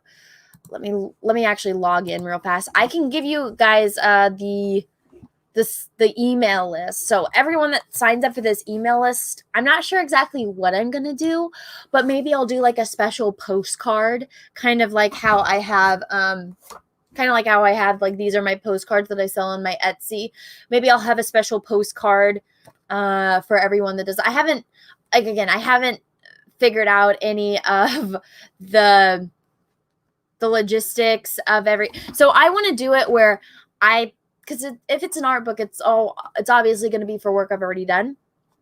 And so it's finished. All I would have to do is put the book together and find printing and then make sure I know how to like ship everything. And so that way I want to make cost for shipping as low as possible.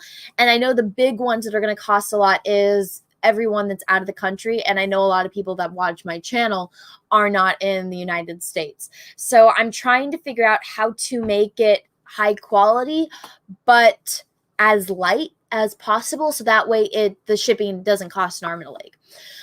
But so let's see. Don't mail via USPS. I would just do it for, let's see. I would just use the regular post office because a lot of people on my Etsy say that they like that they get my postcards really fast. So the post office that I use is the distribution center, which is very convenient because I didn't know this until recently, but what is it? So it's like if you if you send it to like your regular post office, it doesn't go out first. Everything goes to the distribution center. From the distribution center, it goes to the city that it needs to be sent to or the state that it needs to be sent to. And so because I go directly to the distribution center, it gets there faster. So that actually makes me feel, very happy about that. And I think if I just do it through my post office and get everything set up the way I want it set up and all the dynamics of it without spoiling anything, I can make it work. I just want to make sure that the books are to the quality that I like and figuring out how much everything is going to cost and like how many pages and how many like stretch goals and stuff. So what I was advised to do is to create an email list so that I can get an idea on how many people would be interested in it. And then I was also advised to do like something special for the first day. Let me see if I can find it. Is it still here? Oh, here we go.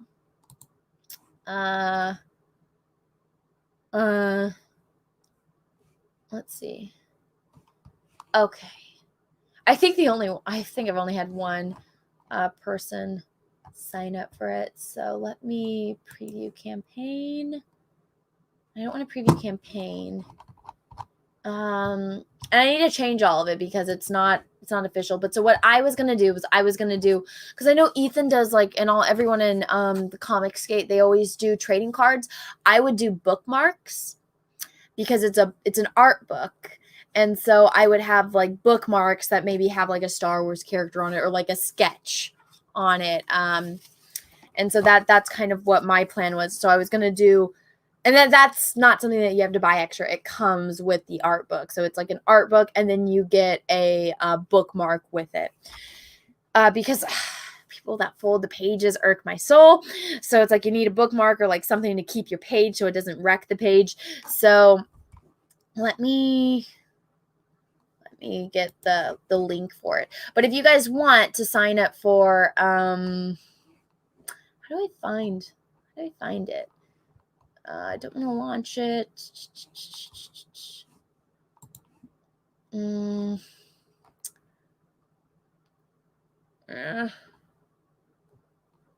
I don't know where I can find it, but if you guys want, let's see. No.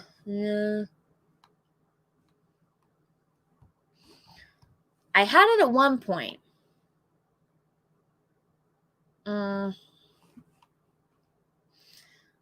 But sketch. So it's not this one. This one I haven't been promoting because, like I said a little bit earlier, that one is through Dynamite, so I'm not really promoting that one. Because I'm kind of gonna be doing my own thing. Let's see. So let me get this one. Preview. Okay, maybe that's it. Okay.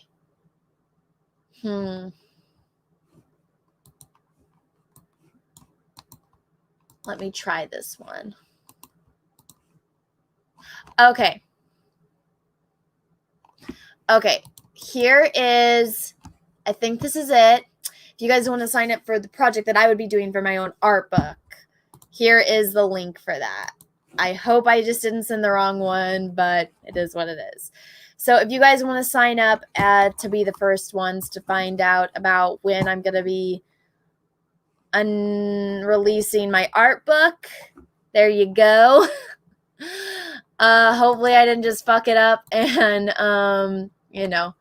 Oh, it's okay, Sketch. I don't think you were here when I said it because I think I said it a little bit earlier, but it's totally fine. I haven't really taught. I think this is like the first time I said that tonight in this stream was like the first time I announced it. But so this is the link for my art book. I think it is. Let me just share my screen so you guys can see. So I'm learning all of this. I don't want to do anything until like I know everything. So I know how many pages it is. I have to go through all of my old sketchbooks and all of like my work that I'm allowed to show.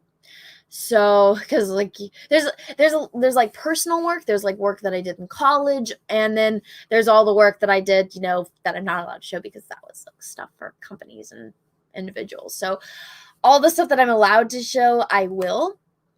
So what I was planning on doing was doing like an art book that has like all of my paintings, and then, different, like if we get to a certain stretch goal, then maybe I would show, I know someone was asking earlier before I started, but it would be like somebody was asking about my 3D work. It would only be the stuff that I'm allowed to show, but it would be a little bit different. So that way when you, how to say this, it's like, when you're learning about art, I know for some people, it's like they're normies. Like my mom, everything looks the damn same to her. But as an artist, it's like, okay, looking at somebody's work, you recognize it. It's like hearing somebody's voice. You know exactly who drew that picture or who painted that picture or who created that 3D image. and it's like their voice. Every single person has a unique style on the way they do things. Even if you're maybe doing animation and you're doing the in-betweens, you can still tell which artist did it. Even if it's on point, every single artist works slightly different. So the stuff that I do, I have to tweak it a little bit so that way it's not noticeable. So that way everything that I've done professionally, it doesn't dox that stuff. So it will be, I can include some 3D stuff. It's just going to have to be tweaked or a little bit. I mean, maybe the stuff in college, nobody will really recognize that to the stuff that I do now. But here you guys go again. If you haven't, this is for my art book. So this is just like a mock-up that I did. So Cecil always laughs at this, but it's like I did like the horror paintings and I have Chucky, but when I painted Chucky, I was on vacation and camping. And so I was, sitting there painting and people thought I was painting the beautiful lake and the mountains and the scenery. And then they got up and I'm sitting there painting Chucky. So I'm like, this is just a mock-up of what the pages would look like. So for each work of art, it would be 2 pages. So it would be, here is, my painting of HK. And then here on it's like you open the book. Oh, and okay. It's like, you open the book. One page, it's the finished artwork, and on the first page, it's like, here is HK47. Here's the progress pictures. Here's like a little why I painted this, why I chose the colors I did, how long it took me, my process, just like, a little like paragraph or 2 about the piece. That way you get a little bit of background information. And then on the other page, it would be the finished piece. And usually what you do is you say what year you did it and then what size it was and what medium. So that's how the page layout would be for the art book. And then I would have, a little second little mini book. And actually, J. Scott Campbell inspired it because when I met him at CTN, he had these. And so these are just his rough stuff. Well, that's exactly what it says. It says rough stuff. So this was just, and see, he even signed it. He put the little eyes. So it's honestly just a book of his sketches. And so I was like, that's a really smart idea. So I would do, and I have a ton of this kind of stuff. So I would do a big art book that would be, I would want to do it hardcover, but I think that's going to have to be a stretch goal. But so I would have, the one of, like I said, it's like the finished pieces and then like the little ones that kind of explain it on the other page. And then I would have the little, it wouldn't be this big. It would be kind of maybe half the size. And then it would, so you can either get like just the art book by itself, or you can get the combo where you get both of them, or you get maybe you just want to see my sketches and stuff. Because one of my favorite things to do is I love going to the zoo and I love just sketching the animals. And then also when Star Wars Theory did his Darth Vader video, I had my sketchbook and I was sketching while I was there. And so that, honestly, that's just done with like a special type of crayon that I use. And so it would be a book of sketches. So it's like how like, it would be a sketchbook, but it's not something that you can sketch in. It would just be a book full of my sketches. And so I thought, because I really liked, personally, I really liked that from J. Scott Campbell and seeing just like because you kind of get to see the artist's thought process, and it's like not all cleaned up line work. It's like, it's literally, he just scanned in his sketchbook and it looks fantastic. So I thought that would be kind of fun, and that would be, because I know, like, from what I just see, like, with John and Ethan, how they have, they have the book, and then they have the little ash can. That would be what I would do. So I hope that that's something that people would be interested in. And it's one of those things that's, like, in life, you want to do the stuff that makes you happy. Because if you're not happy doing something, what's the point of doing it? So I was like, this is something that makes me happy that I would do. So I hope that you guys like it. Let me know what you think of that in the chat, and if that's something that you would be interested in. And if you are interested, go sign up. I'm kind of nervous about it, but so many people have asked. So it's like, and also this would be a good test run for me, because a lot of people have been asking me to do my own comic. And so also, that would be a little thing, a stretch goal, is because I have done some prep work for it, because I've been spewing over this idea for a really long time, but I would want to do this comic book. And I've said this, like, this is actually a story that I've been wanting to tell since my first semester of college. This was from my stop motion class, and I came up with this story and these characters, and it's about bugs. And so this is like one of the characters, and this is what I would want to do my comic on, because I've already thought of, like, so I know what the first story would be. I know where it begins. I know where it ends. I know the in-betweens. I know how it's going to go. I know how the next one is going to go, and the next one, and the next one, and the next one. And so even though I've never done a comic before, I've done, done so many storyboards. So it's like, I'm so sick and tired of them. But it's something that I've never done before, but it's like, I know I'm capable of it. So it's like pushing myself to that. So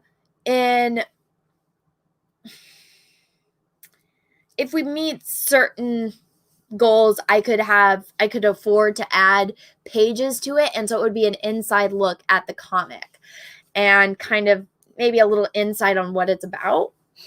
But I mean, if that's something that people are interested in, and again, I've never done this before. Luckily, I have some amazing friends that are there that give absolutely great advice. But so what I wanted to do is, I don't want to have any kind of shipping nightmare. I don't want to have any kind of printing nightmare. So that's kind of why I wanted to do this art book first, because then I know what the process is. I know what getting the book and getting everything organized so that way it prints correctly on the pages. I know, how it's going to look. I know what the turnaround time is from sending all of the work to the printers to having the book printed and shipped to me. I know what the whole, mailing process is like, the packaging, the signing, the sketching, the putting everything together and shipping it off to wherever in the world it's going to. So I would know the entire process, so that way I could plan out better with a comic, if that makes sense. So because this is all work that I've ever done, or that I've already done, it's a little bit easier because all I have to do is put it together. If that makes sense. If that makes any sense. I hope so. Fingers crossed. All right. But let me see. What do you guys think? Let me know what you guys think about that in the chat.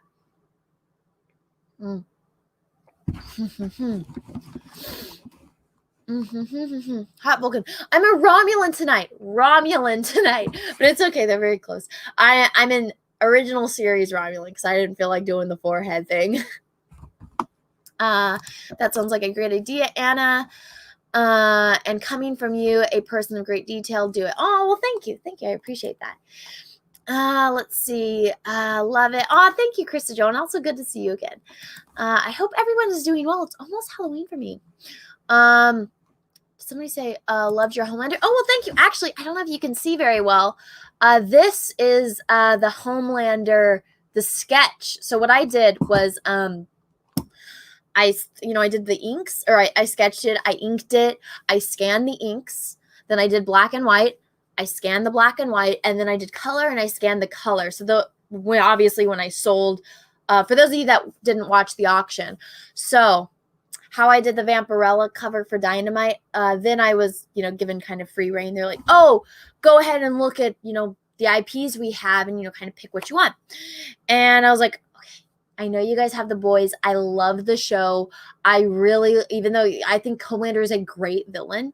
And so I was like, can I do the boys? And so what was going to happen was, because it was before season 2 came out, obviously. And so they had, all the covers that they have of the boys have all like the boys on it. They don't have the villains. So I was going to do it whereas the first 3 books from the boys. And so I was going to draw Homelander, Queen Maeve, and Black Noir. And so it was going to be book 1 had Homelander, book 2 had Queen Maeve, book 3 had Black Noir on it. And so those were going to be the covers. And so there would be variant covers if you want the sketched covers, the black and white covers, or the colored covers.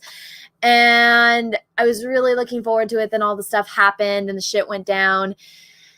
And it didn't happen. And, because of things, My other project still had to go ahead. It was just the boys' one was the one that got canceled. And so it kind of broke my heart, but it is what it is. That, shit happens. And so when Ethan had his auction, I auctioned off my Homelander sketch. And so went to its lovely new home. I hope the person is, very happy with it. And yeah, let's see. So this was just a mock-up of what the bookmark would be like in comparison to the book, or like what the bookmark would look like and the way it's all shaped. So this was the Homelander, just the inks on the bookmark. So yeah. Mm-hmm. And I grab a pen and give yourself a beauty mark. Where? I guess I can get my eyeliner.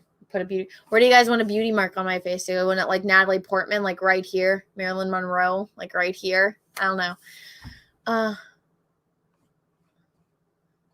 Americans aren't from Africa. What are you talking about? Did I say something incorrectly? Let's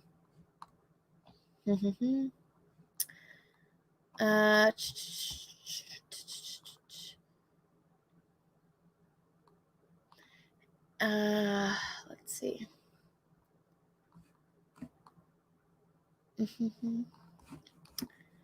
Let's see. I love to see Anna do a cover for Judge Dredd. I actually owe someone a sketch of Judge Dredd, and I feel really bad about it. I'm just so far behind on all of my sketches, and like all of let's see. Yeah, it's I believe his handle name is the Shadow Loaf Nose. I owe him a Judge Dredd sketch, and I just haven't had the time to do it. That is definitely one I need to get done. Let's see.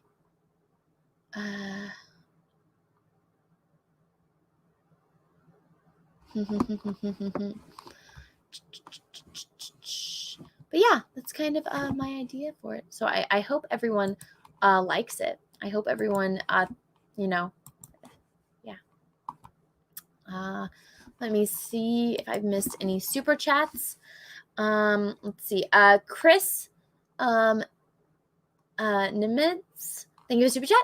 Anna, that Star Trek girl, how cute. Baby Yoda rules. Oh, thank you. Thank you. Yeah, I've been doing Trek because it's warm. It's actually kind of cold, so it is convenient having long sleeves and pants. It is nice. But thank you for these super chats. Cesario, Japan. I said it correctly that time.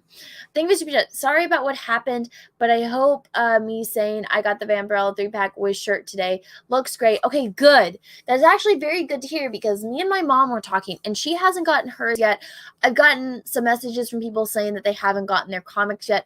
I don't know what the deal is with that, considering, because I know that they're printed, because I had them shipped to me and I signed a shit ton of comics and I did them on stream. So I know that they're there. I don't know why they haven't been shipped out to everyone yet. And then I checked the Indiegogo page a few days ago and I saw the comments and how they're like, oh, we're still waiting, haven't heard anything back. And I'm like, that's kind of pisses me off.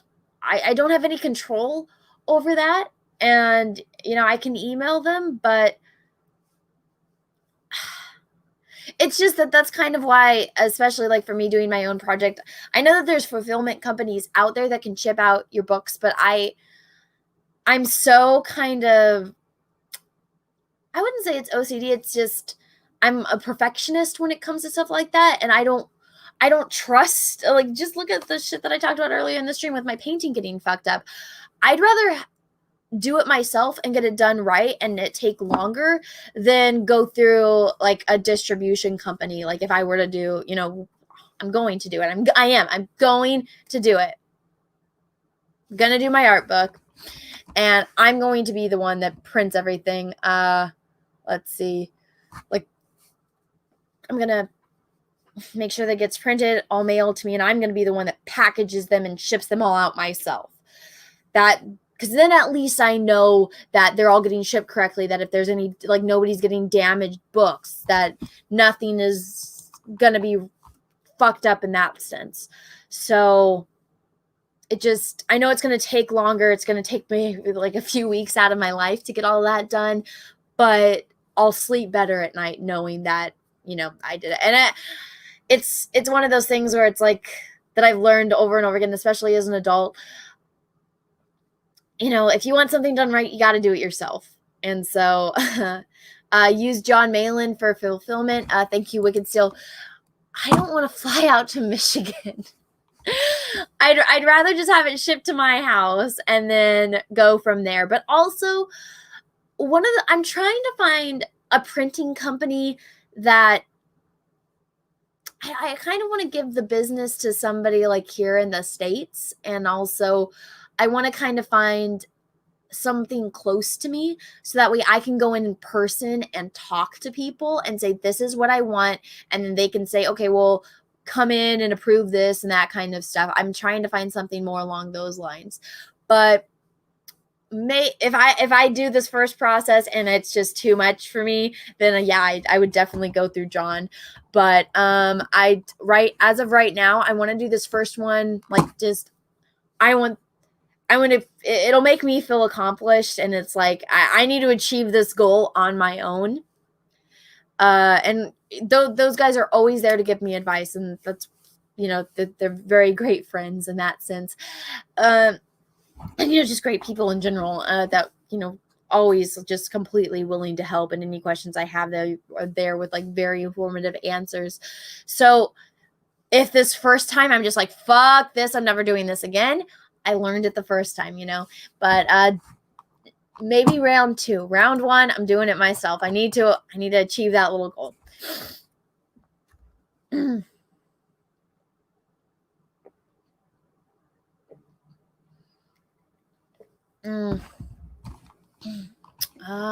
Let's see. Let's update this. And then I see you send in another super chat before that one. Let me read that one. Hey, Anna, love you and your Romulan better, actually. Well, thank you. Okay, so who liked the Vulcan better, or do you like the Vulcan or the Romulan? Which one do you guys like better? I'm kind of feeling the Romulan. Not gonna lie, maybe it's just I'm a little cold though right now. It's getting kind of chilly in here. I don't know. Maybe the red lipstick is just opening up something else. The one thing though is like I feel like okay, I see Vulcan. Okay, somebody says Vulcan. I'll wait for this update. Romulan, Rami way better. Okay. So people are digging the red. Romulan. All right. So then what is it? What is it about the Romulan that's more appealing than the Vulcan, if you guys don't mind me asking? Let's see. Romulans are more sexy. Romulan just red. I like Vulcan chicks. Romulans are pretty cool. Also, just red. All right. So people just like red. I know a lot of people were saying that they like the blue. Maybe I'll wear gold tomorrow. Maybe I'll upgrade and I'll be a captain tomorrow. Red, passion. Vulcan chicks only put out once every 7 years. That's the men. The girls gotta wait for the dudes for the pawn far, which sucks. It fits your personality better with emotions. Okay, I guess I'll be a Romulan then. Romulan's better. The red lips. All right. I guess I'm doing the Romulans. All right. Romulans for the win. And that's another thing that makes me so freaking mad.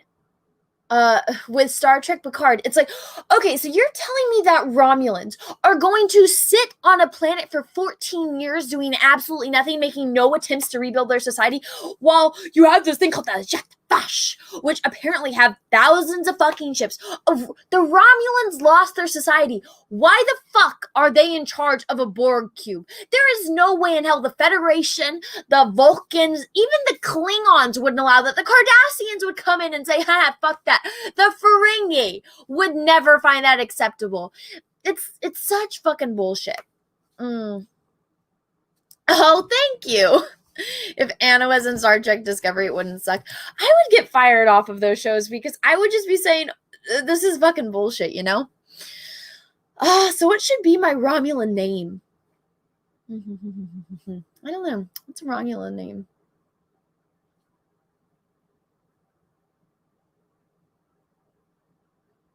Maybe I should do what Vic Mignogna did and do my own show. Let's see. It would suck a little less. It's getting fucking cold in here. Oh my god, I might have to turn on my heater. I completely disagree with this. I love Sarek. Sarek is one of my favorite characters. Also, I love DePaul as well. I would think I'd have to be like half Romulan. Like, I'd be okay if my mom was Romulan and my dad was like human. So that would be my thing. That'd be my way into, even though technically, because remember that one episode where it was basically the witch trials and the one chick's dad, like she's the old lady, but her dad was like a famous, what is it called? Like lawyer. And so she was like just basically going on this witch hunt to find out who sabotaged the warp drive. But then they actually, Geordi and Data, they're like, oh yeah, it was totally just like an anomaly and an accident. And then she's like, oh, she basically ruins that one guy's career because he lied saying that his his great-grandfather's grandfather was Vulcan, but he was really Romulan. He's only got like the tiniest little points to his ears and just ruins his entire life because Romulans aren't allowed. So I would have to say, like, if I was to be a character in the Next Generation, I would have to be where it's like, I'd have to be some kind of specialist that was half Romulan or something that was allowed to be in Starfleet for very specific reasons because I had some very specific skill set that needed to be, that was essential to whatever mission they were on, and then I just stayed as part of the crew. Kind of like how 7 and 9, you know, she's introduced later on in the show and then just became like one of the regular characters. I think that would have to, like, if I was to be a character in it as this character right now, that would have to be. And so that's a thing I just made up on the spot. Yeah. Specialist on cloaking devices. That's a good one. There you go. I'm a specialist on cloaking devices, even though they're not technically really supposed to be using them. And so, yeah, so it would be my mother was, mom was a Romulan, dad was human. Maybe her ship crash landed and like they went with his, and that's how they fell in love or something. So she decided to stay and live with humans or something, or they lived out in, I don't know, maybe some kind of space or something.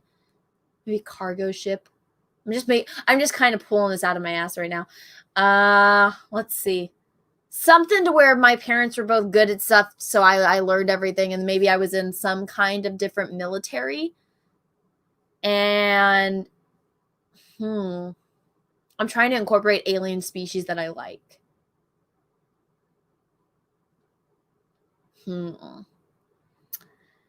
Because if I didn't go through Starfleet, and it's one of those things where it's like they kind of transfer you over based on what your status and your rank was in whatever military, like kind of like how Chakotay, he was in the Maquis, but so he got made first officer because her first officer passed away.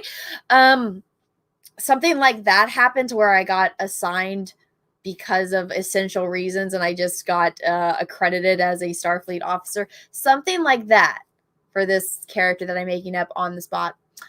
Let's see. Yeah.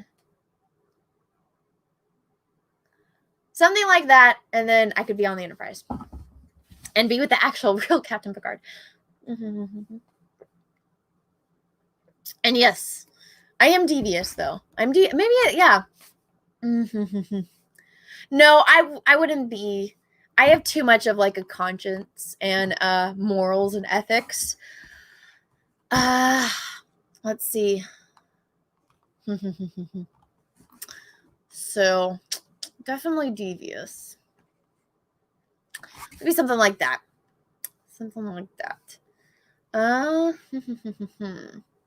And I definitely would always be getting into mischief.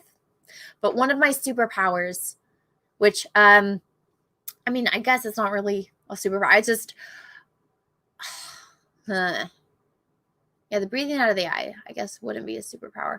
Definitely the weird, and maybe that would be the thing, like, because I have all these weird birth defects, and so it's like when you have, like, kind of how Spock, how, like, when he needs to give, like, Sarek his blood, and it's like, well, technically it's not pure Vulcan blood because he's half human, so maybe that's where all my weird birth defects came from, was because I wasn't, I'm like a little half-breed thing. There you go. Cloaking tech and Romulan, okay, there you go. So I learned all that stuff from my mom, Romulan. So there you go. Cloaking tech and Romulan military tactician specialist would be a good skill set. There you go. There you go. We're coming up with my story right now. I feel like I'm in D&D and I'm creating this D&D character. Kind of am in a way. Let's see.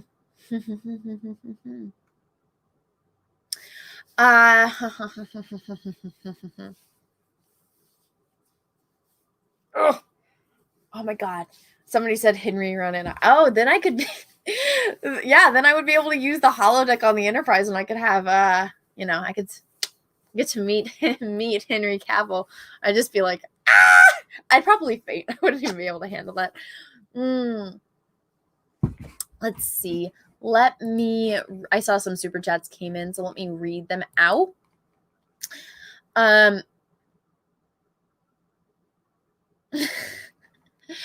Runs with Phantoms, thank you for super chat. Name Kvass, anagram of Savak. Thank you for the super chat, though.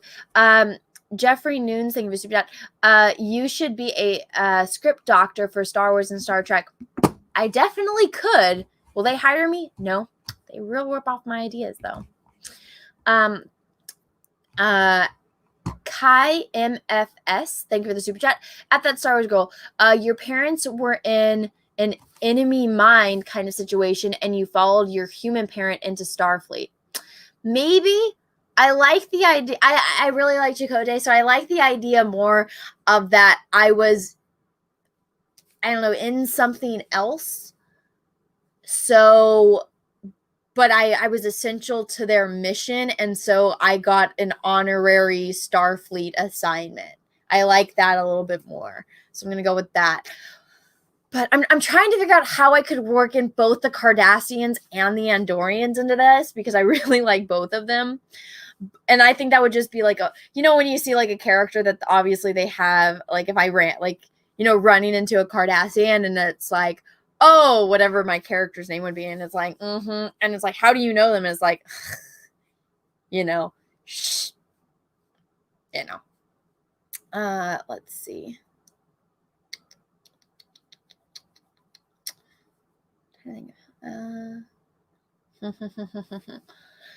Let's see. But thank you for the super chat. Dumatron, thank you for the super chat. Picard is a Star Trek. Is the Star Trek Shane Davis? No action. Oh, that's mean. That's mean. Let's see. So I'm thinking, what if it's what if that's it? Something happened to where, for whatever reason, my parents, dad human, mom Romulan, met, fell in love. We're like, okay, she's like, all right, I'm gonna be like rogue, even like had to have a pretty good reason to be rogue from, you know, Romulans. Maybe something happened to where she got framed for something, and so that's why she's like, well, fuck, you know, the Romulan Empire. They framed me. They ruined my career. So she's like got that like vindictiveness to it, because she's pissed because they screwed her out of whatever thing that she was. Or maybe she had some kind of rival, and so she was going to accomplish something, so they fucked her over and they framed her for something. So she had to go into exile, or else maybe she would be imprisoned or killed. And then something happened to maybe her as she was escaping the Romulan Empire. I don't know, the ship shot at her, and so she had to crash land somewhere, and then like ran into the human that would be the character's father, and then it's like fuck. She's like fuck humans, and it's like, oh, actually humans aren't that bad. And they're like, decent dude, fell in love, one thing led to another, baby time. So that's the backstory on the parents. Have to figure out the backstory on the dad, but.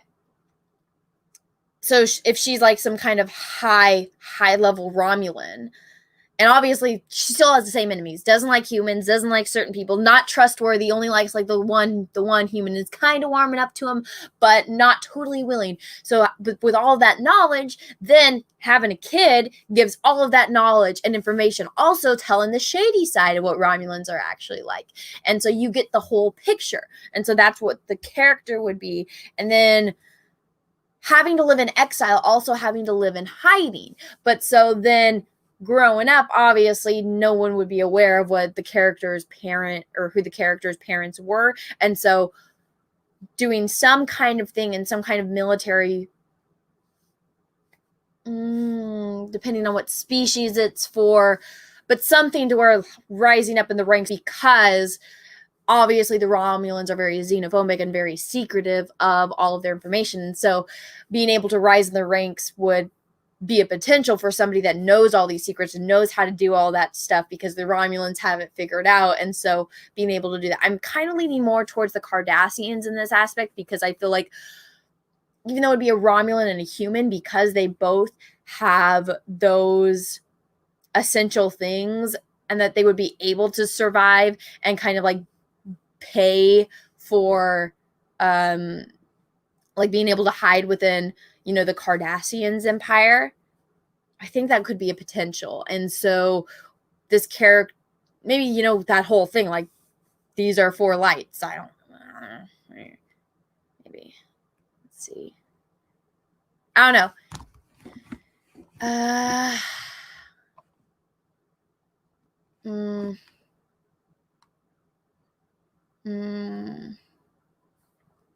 Am I even making sense?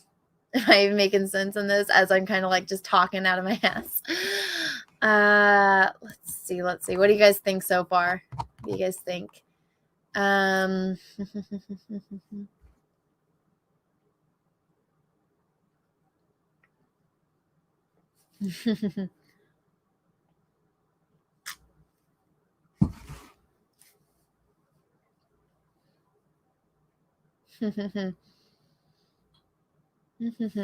like that. Misdirection is the key to survival. It's also like when you're playing poker. The Romulans gave us running water. The Cardassians suck. Okay, I've said this plenty of times about DS9. The Bajorans fucking piss me off. And at least Gul Dukat is funny. Like, he is a fantastic villain because you hate him.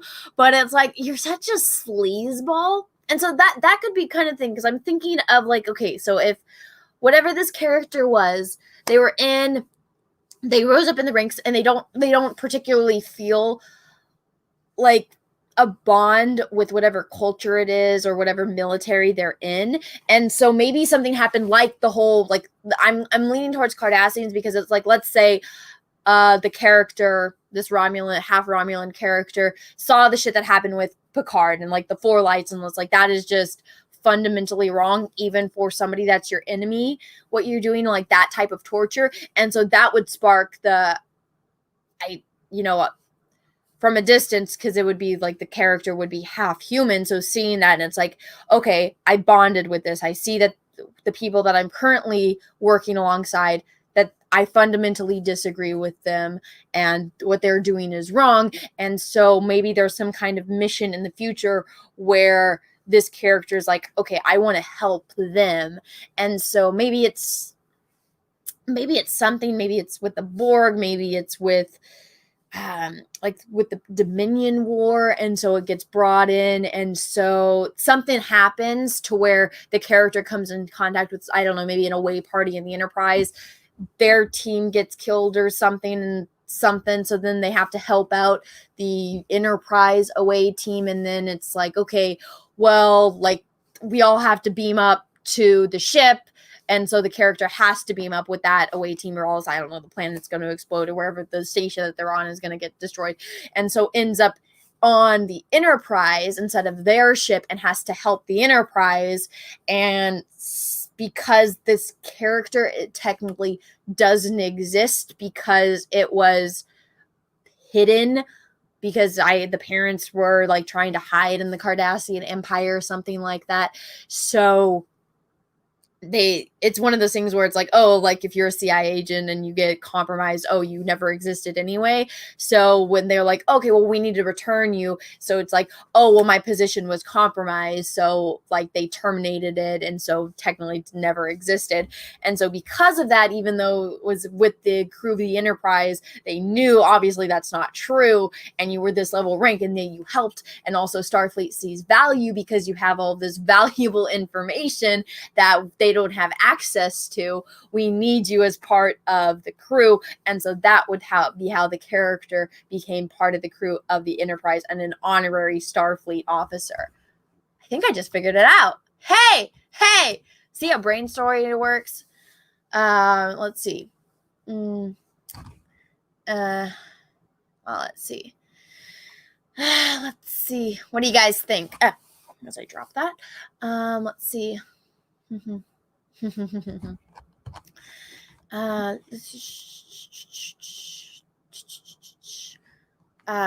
see. Waiting for chat to upload because it's always behind. Let's see. Oh gosh, you weirdos. No weird love stories. Let's see. Talk about Star Wars. I can talk about Star Wars. Do you still do reacting videos? Yeah, when there's something I want to react to. Let's see. Let's see. I don't think anyone. Let's see. That was good because you're basing it on how Star Trek canon works as opposed to current writers who just make stupid stuff up. Well, thank you. That is a very nice compliment. Anna, did you shave your eyebrows or put latex? No, you can clearly see my eyebrows. I just kind of put makeup on it. Let's see. Did you ever watch Deep Space Nine? Yes, many times. Bajorans are ungrateful assholes. Can't stand Bajorans. Start writing and see if it leads to any dead ends you can't solve. Well, if it does lead to any dead ends, I would ask others' opinions on it and others that I know that are very well versed in Star Trek. You know. I thought that love story had depth too. No. No. Let's see. Let's see. Love your outfit. Well, thank you. Thank you very much. The only problem with this outfit is that when you have to pee, it's not fun. Like right now, my bladder is like, fuck you, Anna. And I'm like, oh, my bladder, it's not fun. It's cold. And it's just like, oh, I gotta pee.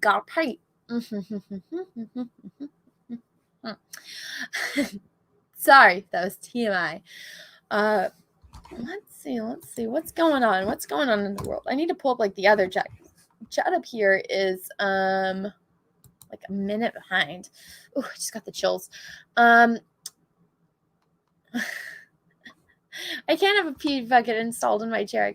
Let's see.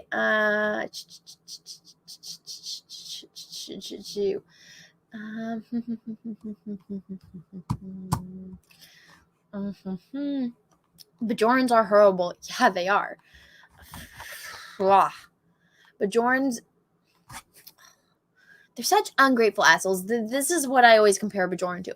A Bajoran is like when you see a homeless person and they ask you for $1, so you give them the $1, but they can see inside your wallet and they're like, why didn't you give me the 20? It's like, you ungrateful asshole, you know? Just can't fucking stand Bajorans.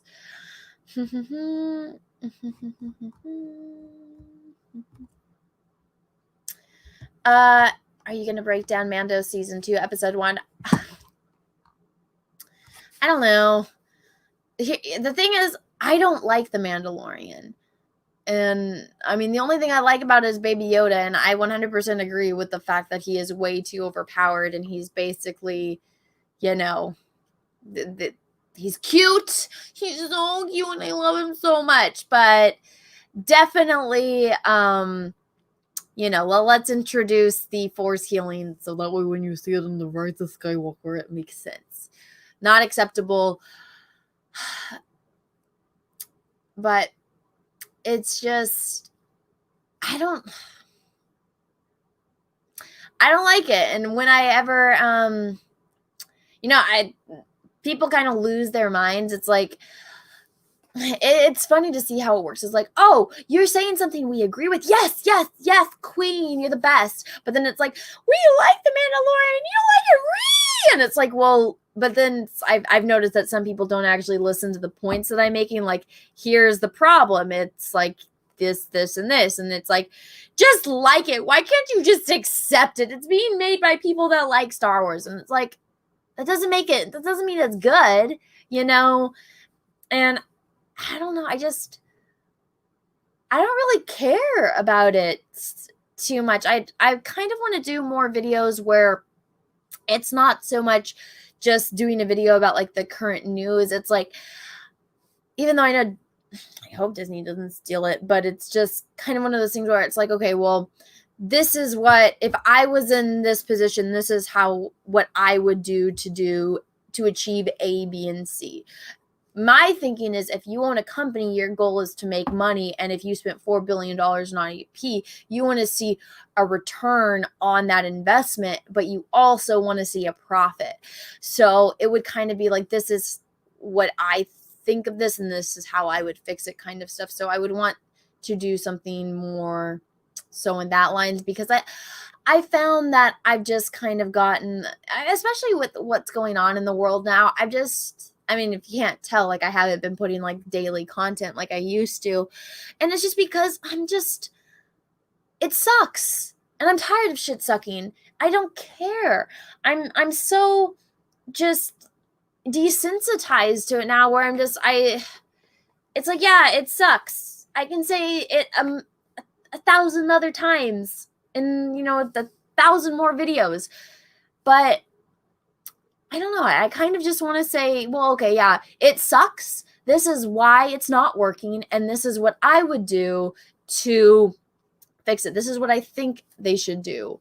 Or this is what, you know, in my opinion is like a better, more reliable, you know, business model to follow. So, yeah.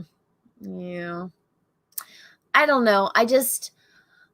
Because it's one of those things, like when you make a video, and the way I do it is I don't script anything. I just kind of talk, and you know, people like it. It is kind of cathartic for me to do as well.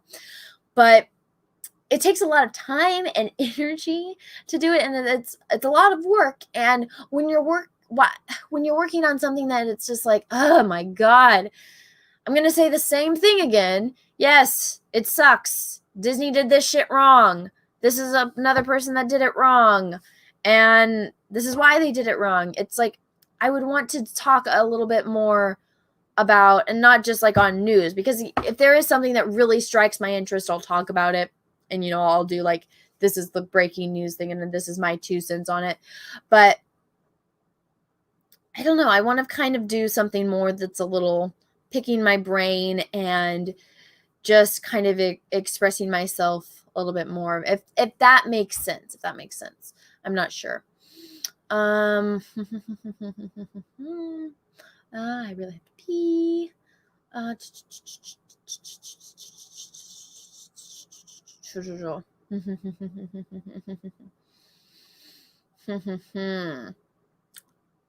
It does. Okay, cool. All right. The Clone Wars does have a lot of good content. I agree with that. Let's see. Anna, what shows and movies interest you right now? Well, I mean, I'm kind of boring. I I usually just rewatch the same stuff that I like because I don't like being disappointed. I watch Frasier and I watch Star Trek, the good Star Trek. When I was doing Inktober, I rewatched Star Trek Enterprise, and let's see, I'm rewatching DS9 again because I know Peaches, he's only watched it once, so we're rewatching it again. And I think he like missed episodes, so we're like rewatching it. Whatchamacallit? Like he only saw like a few. Sorry, I got distracted by the chat. He'd watch it, and then like if he was at work, and I just continued watching it, so he missed it. So we're rewatching DS9 together. But what if there's any new stuff that I like watching? I did really like Man in the High Castle. I still haven't watched the last season. I was really excited about it, but I kind of get sad when things end. And I'm like, oh no, it ended it. So I haven't finished The Man in the High Castle yet, but it was the first season was super good. But so that would be something, but I can't talk about how it ended because I haven't seen it yet. And the last season I was kind of like, But I would say that's like the newest show that I was watching that I liked. But let's see. Let's see, binge watching The Boys. I like season 1 of The Boys better than season 2, just because I felt like more happened, if that makes sense. That makes sense. And it was, but oh my god, Homelander is just fantastic. Let's see, new movies that I liked. Do you ever watch Battlestar Galactica? Yes, I loved the original Battlestar Galactica.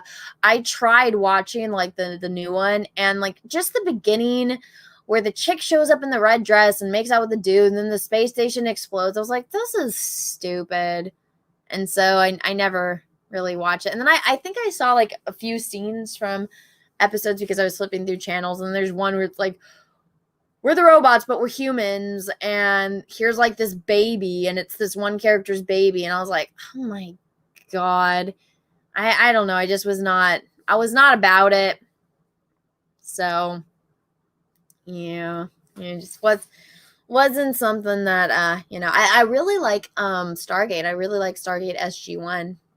It's a good show. Oh, Reed Pontina, thank you for the super chat. Great get up. Good to catch your live chat. Well, thank you. With the first link, the chain is forged. The first speech censored. The first thought forbidden. The first freedom denied. Chains us all irrevocably. Captain Jean-Luc Picard. Thank you for the super chat. I always love that you give very like little motivational quotes. I love it.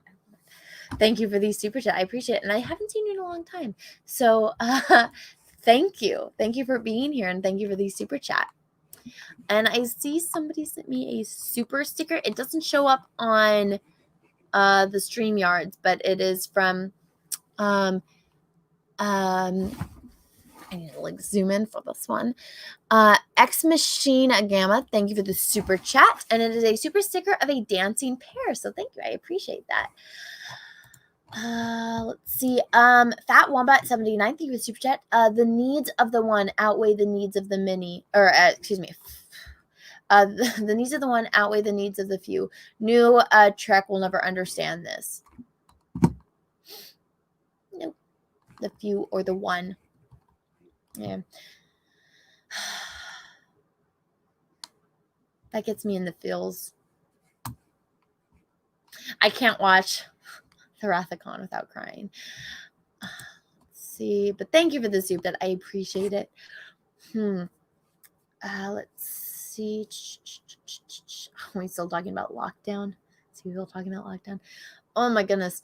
I can't even focus because my bladder is like, I need to explode right this second. And it's like, no, that's not fun. That's not fun at all.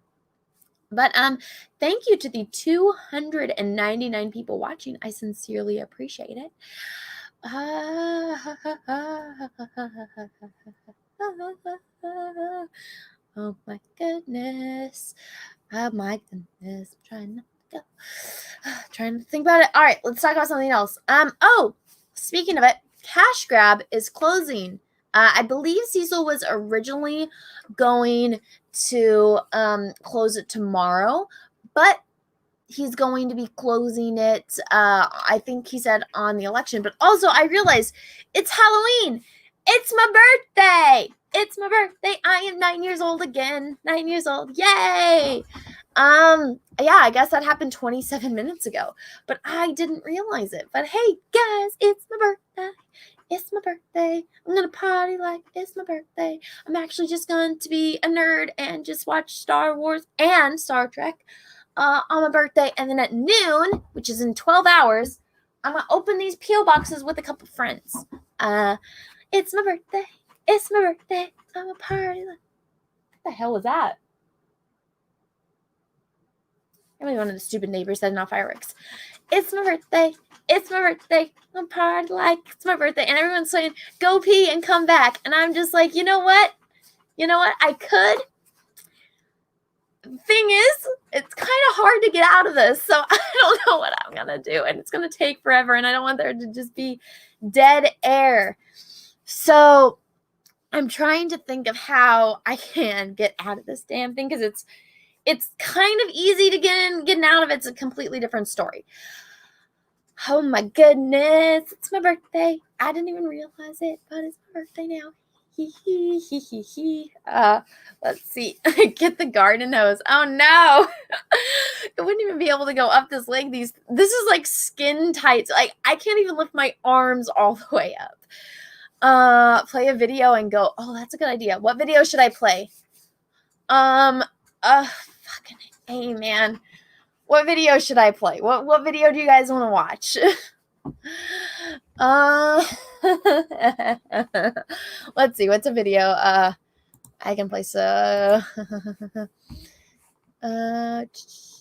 What just happened? I saw something.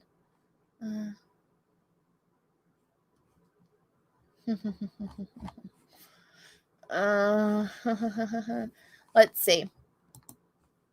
Do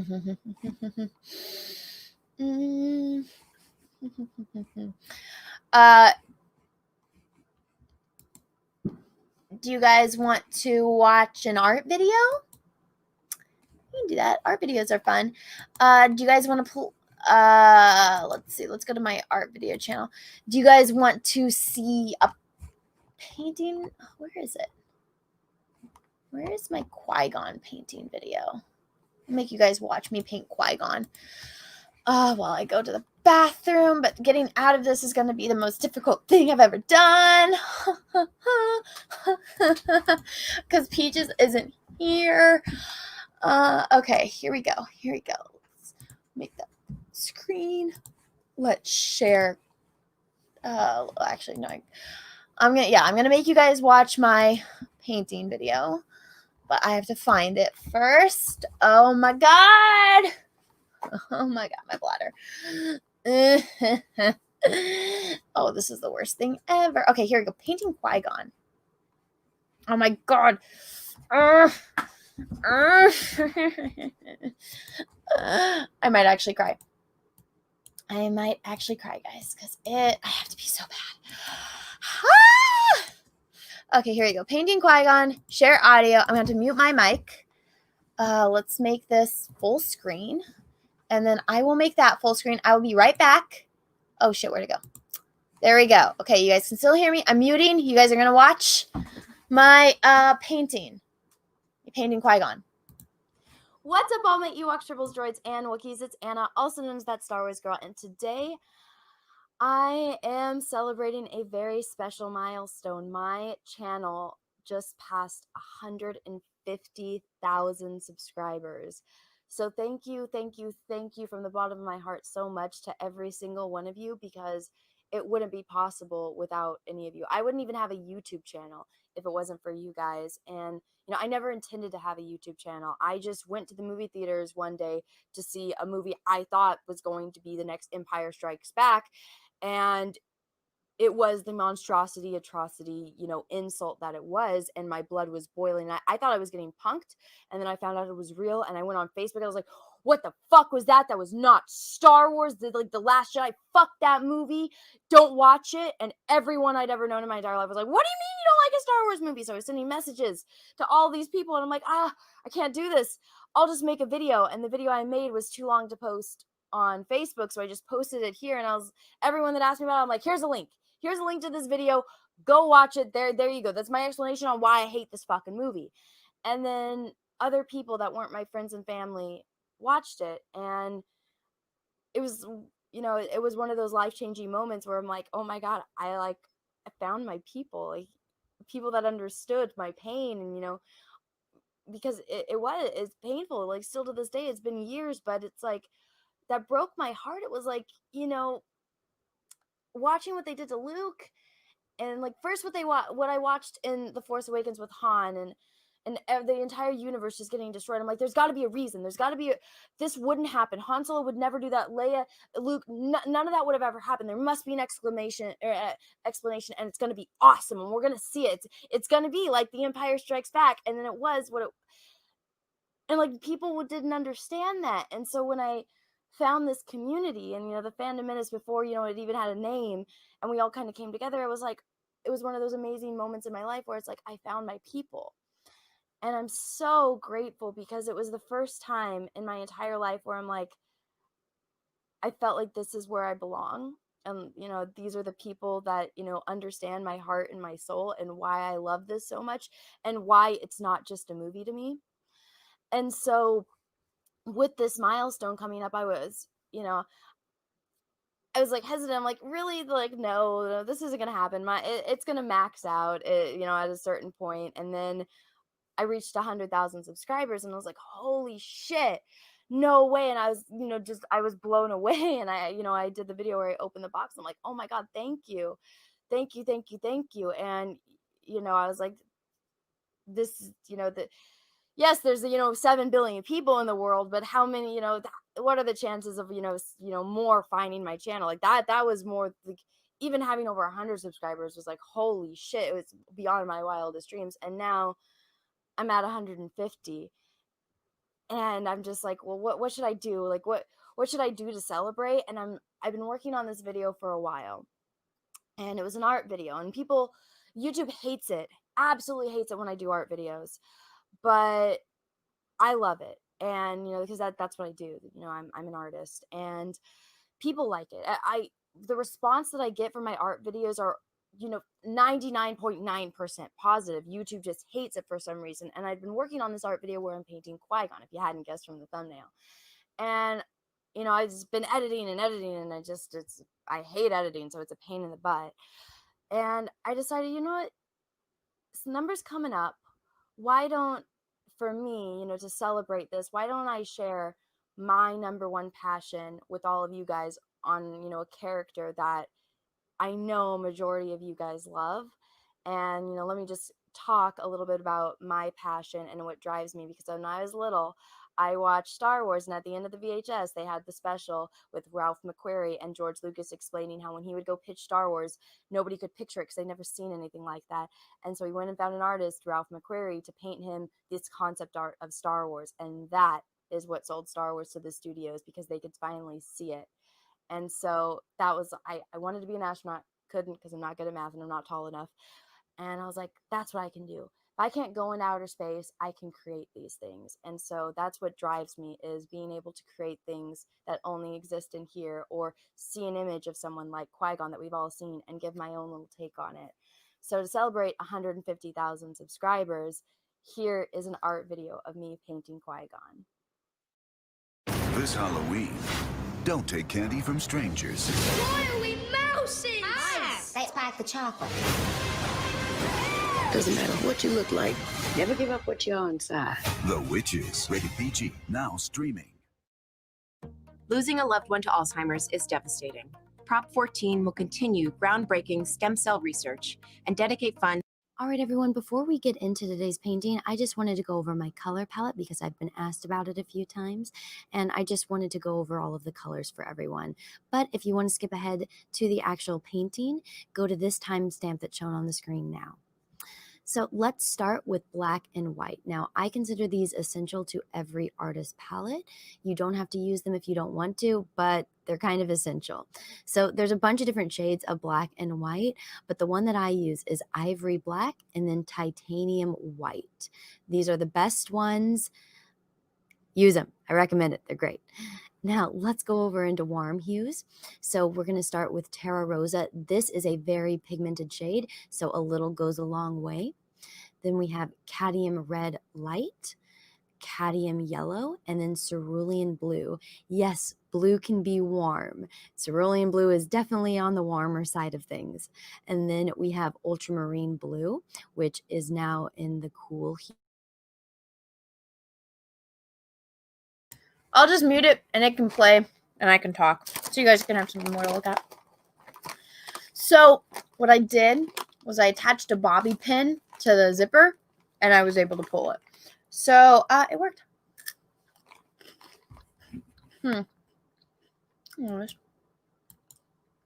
Gosh, I really should have just not taken so long doing that intro. That was a long ass intro. Now, here's me painting Qui-Gon, guys. What do you think? And see, this is what I was talking about earlier with lots and lots of layers. Building up that color.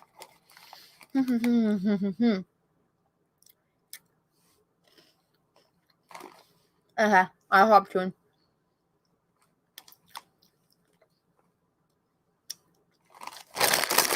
All right. Let's see. Let's all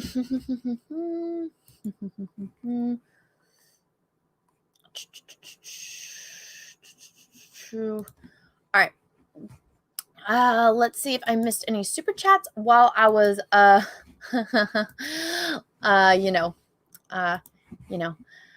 going parties. Let's see. Let's go open up. It's on a new tab. Sorry again if I missed your super chats because I was in the bathroom.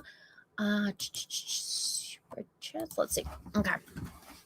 Fat Wombat. 79. Thank you for the super chat. Go Piana, you are one of the saviors of our science fiction. Oh, well, thank you. Thank you for the super chat. I think that is out of order. Let's see. Oh, yeah. So there's a few from Fat Wombat. Funny name, by the way. Thank you. Fat Wombat 79. Thank you for the super chat. The needs of the one outweigh the needs of the thing. I read that one. Okay. Reed Palantina. Thank you for the super chat. And it says, happy birthday. Thank you. Thank you. Thank you. I am 9 again. And then Fat Wombat 79. Thank you for the super chat. Love your eyebrows. Oh, well, thank you. Thank you. I appreciate it. Wow. There you go. There's Qui-Gon. It's coming alive, guys. I painted that. I did that.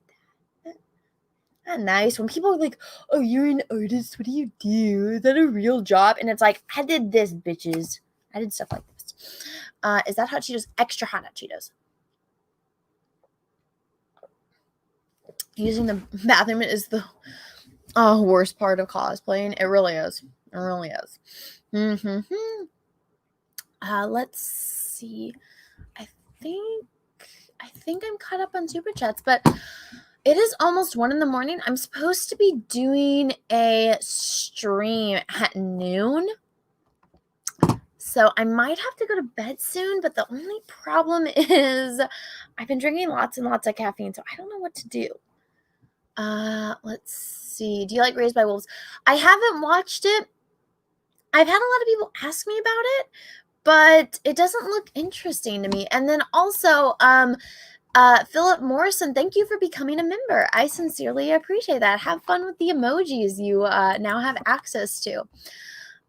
Let's see.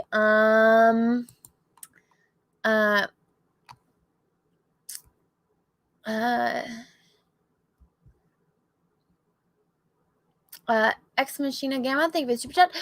Saw your tweet about the Crate Dragon and KOTOR on The Mandalorian. When I watched it, I was calling it with my wife. Okay, good. I'm not the only one then. Oh, fucking A, stupid commercial. I'm not the only one. I saw that and I was like, really? This is what you guys are going to do? You guys are going to do KOTOR? It was better with KOTOR. And somebody's like, no, it's not because they're not overpowered Jedi. And it's like, oh my God, I wasn't, that's not the point, but whatever. The way that it happened and the fact, okay, it was like you, not a super, super powerful Jedi. It was, you actually struggled. Mando, first episode of season 2, he is going to beat the Krayt Dragon. I wasn't worried for a fucking second that he wasn't going to defeat it and accomplish his goal. There is so much plot armor there. Nobody is worried that he is going to die in the first episode of season 2. So give me a fucking break. There's no anticipation. There's no excitement to it. It's not like this is a movie or the season finale. So as compared to like in the video game, yeah, you're probably not going to beat it the first time. You might die, and you have to like save and like redo it. So there is risk. You're like, fuck, how, like, I'm going to have to complete this mission and I'm going to have to try I'm probably going to have to try over and over again to beat this mission. So there's like that anxiety, that like frustration when you don't, accomplish it the first time. There's, you have to plan it out and, use your companions for, like all of these different things to make sure everything works it's like this. It's like you're watching it. There's like 100 fucking extras on the set as sand people and them all working together. Like one of the things about KOTOR was like you have to make sure that you don't say the wrong thing to the fucking sand people so they don't all get pissed off at you and kill you. Don't go look in the chest that could potentially have things that you need because they could get all pissed and kill you and you can't complete your mission. It's just one of those things that there was no stakes because there's so much plot armor there. He's not going to die. It was dumb. It was better in KOTOR. Look, there's Qui-Gon. Qui-Gon painting the fabric now. Let's see. Yeah. Let's see.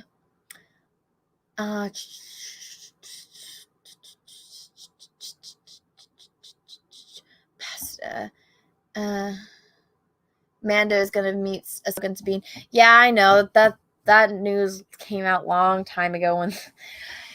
But yeah, me and Jessie were talking about it, and she had never seen Rebels, so I kind of explained to her who the characters were in relation to things and how, because of the ending of Rebels, it would make sense that they could potentially run into each other because they're off looking for Ezra and Thrawn. And so she's just like, oh, that's probably what they're going to do with the spin-off. Like, they introduced them in the Mando, and then they have the all-women, female-centric Star Wars show that's directed by Leslie Headland. Let's see. I see a couple super chats came in, so let me update this and read them. Let's see. Fat Wombat 79, thank you for the super chat. Who is your favorite character on Next Gen? Okay, that's a hard one. I might be biased, but it is probably Picard. I mean, I really like everyone. I really like the episodes with the Klingons and learning about like Worf, and I like how Worf evolved as a character. I think Q is hilarious. I do really like Riker. I really like Data. Even like I don't know. I like all of them, and there's sometimes when it's like, oh, okay, I'm kind of, I might not want to watch this episode because it's like this character. I think like the Geordi episodes make me uncomfortable. Like there's some things I'm like, oh, Geordi, why? But then there's also times when he's brilliant.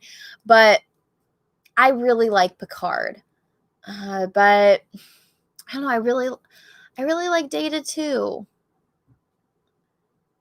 Because it's like, so my favorite episode is Darmok and Jalad at Tanagra. That's my favorite episode. And I love it when Luxana comes to the ship and just causes fucking havoc. Oh, no, there's an ad. Go away, ad. Let's see. Skip. Go away, ad.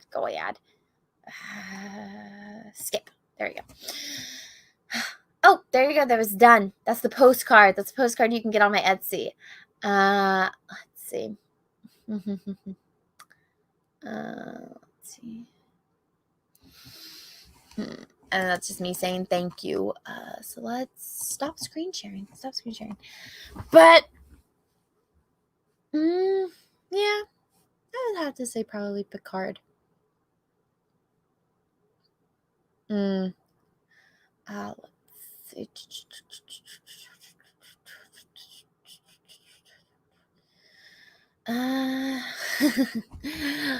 Reed Paulantino, thank you for the super chat. I hope that your birthday is as much fun as you are. Oh, thank you. But that's a very high standard. Oh, thank you. Get more birthday goodness. Aw, thank you so much. I really appreciate that. That's very, very kind of you. That's so nice. Let's see.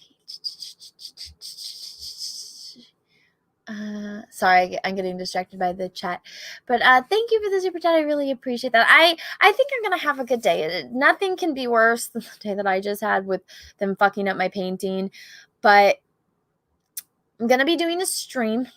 It's supposed to be, I'm gonna have to set it after this one is like done once I end this stream, but I'm going to be having I'm going to be having a couple guests on. I'm going to be opening these lovely P.O. Box presents. And then I'm going to, just hang out with some friends and talk and we'll have my little cupcake with a candle, and I'm going to blow up my candle. And I think it's going to be a nice day. It's going to be a nice day. And then I'm going to be having I'm going to be a judge on Dan Fraga's show. So him and John are going to have an Inktober draw off. Oh, and by the way, guys, if you haven't yet, go subscribe over to my art channel. Let me do my screen share again. Let's hold on real fast. Okay. Oh, not that one. There we go. Okay. So if you go over here, it says these are my featured channels. There is the art of Anna TSWG Studios, and this is my art channel. And so these are my art videos. So here I'll show you a little bit. This is actually the one from today. So this is Inktober. So if you guys don't know what Inktober is, it's where you do a drawing every single day in the month of October in inks. And so you get a word and you have to do a drawing based on that word. So I love to draw orcs, especially fem orcs. So I just draw a bunch of fem orcs. And so I use these pins I actually get at Daiso, and they're really good because they don't smudge with the Copics and they don't bleed and stuff. So this is I do it, just the inks, and then I go in with the Copic markers, and so I do grayscale, and then I go over that with color. So starting off my art channel, I did Inktober. Next year, somebody's like, you should have called it Orktober. So next year I will call it Orktober. And so yeah.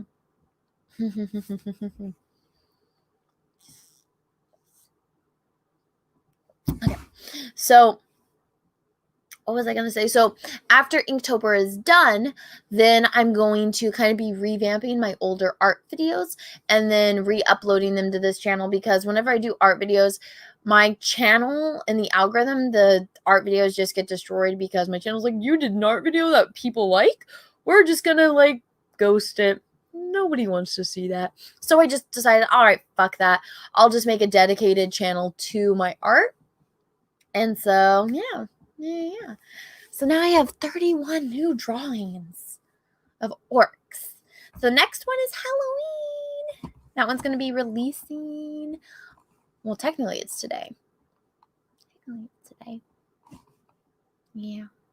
So that's my art channel. If you haven't, go subscribe over to it. I will drop the link to that channel in the chat right now. If you haven't, go over, subscribe if you like my art.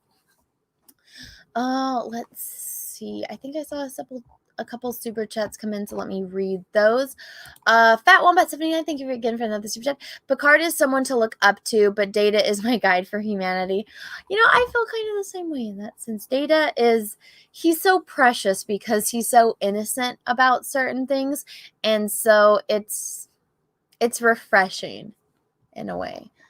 But thank you for the super chat. Geeking It with Jim Classic, thank you for the super chat. Love your work, Anna. And I guess it's your birthday, so happy birthday. Data and Barkley are my spirit animals. Oh my goodness. Barkley, I can't watch his episodes because they make me so uncomfortable. I have a really hard time when you're like watching, and when it's not a comedy, when it's like something serious like Star Trek and you have somebody as like socially awkward as Barkley, I'm just like, I want to hide my face, and it's like, no. And then the one where they go into his holodeck and they see his fantasies. Oh my, I'm so embarrassed for him because I feel terrible. It's like somebody reading your diary. Oh, I just feel so bad for him. I do. It's interesting to see how they have him in Voyager and how he's like obsessed with Voyager, and it's like, oh my God, Barkley, really? With his, it's Barkley though. What do you expect? But thank you for the super chat. It's funny that those are your spirit animals. Okay, out of Star Trek, who do you guys think are my spirit animals, or like what Star Trek characters do I remind you of? Let's see. The cringe is strong with Barkley. Let's see. Wesley, oh come on, that's rude. Neelix. I'm nothing like Neelix. T'Pol.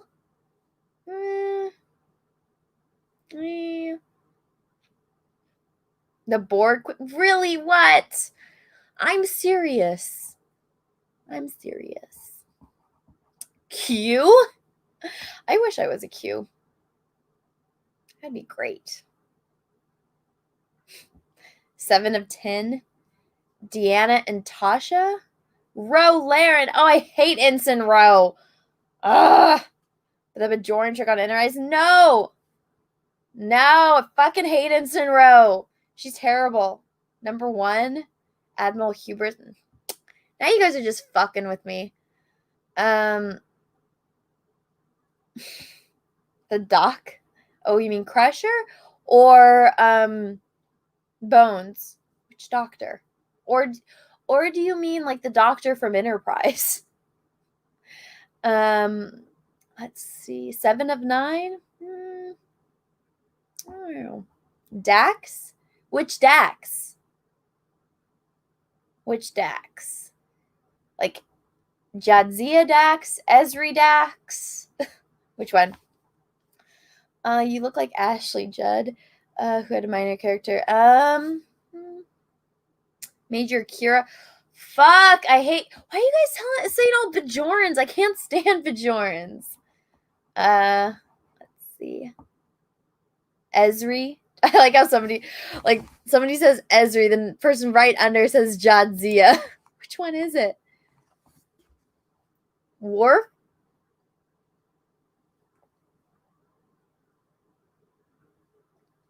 Let's see. J-Dax, so Jadzia.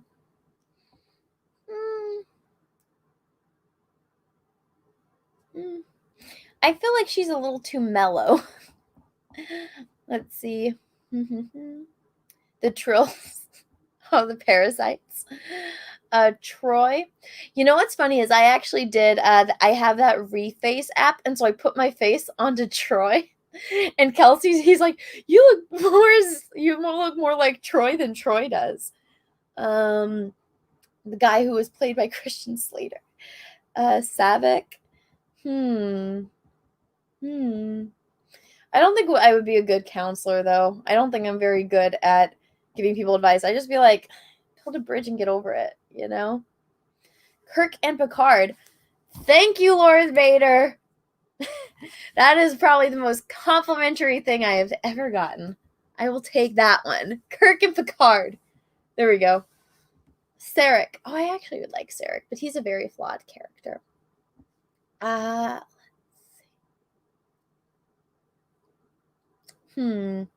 Riker. Mud. Oh my god. Nothing like Harry Mudd, but that's funny. Oh,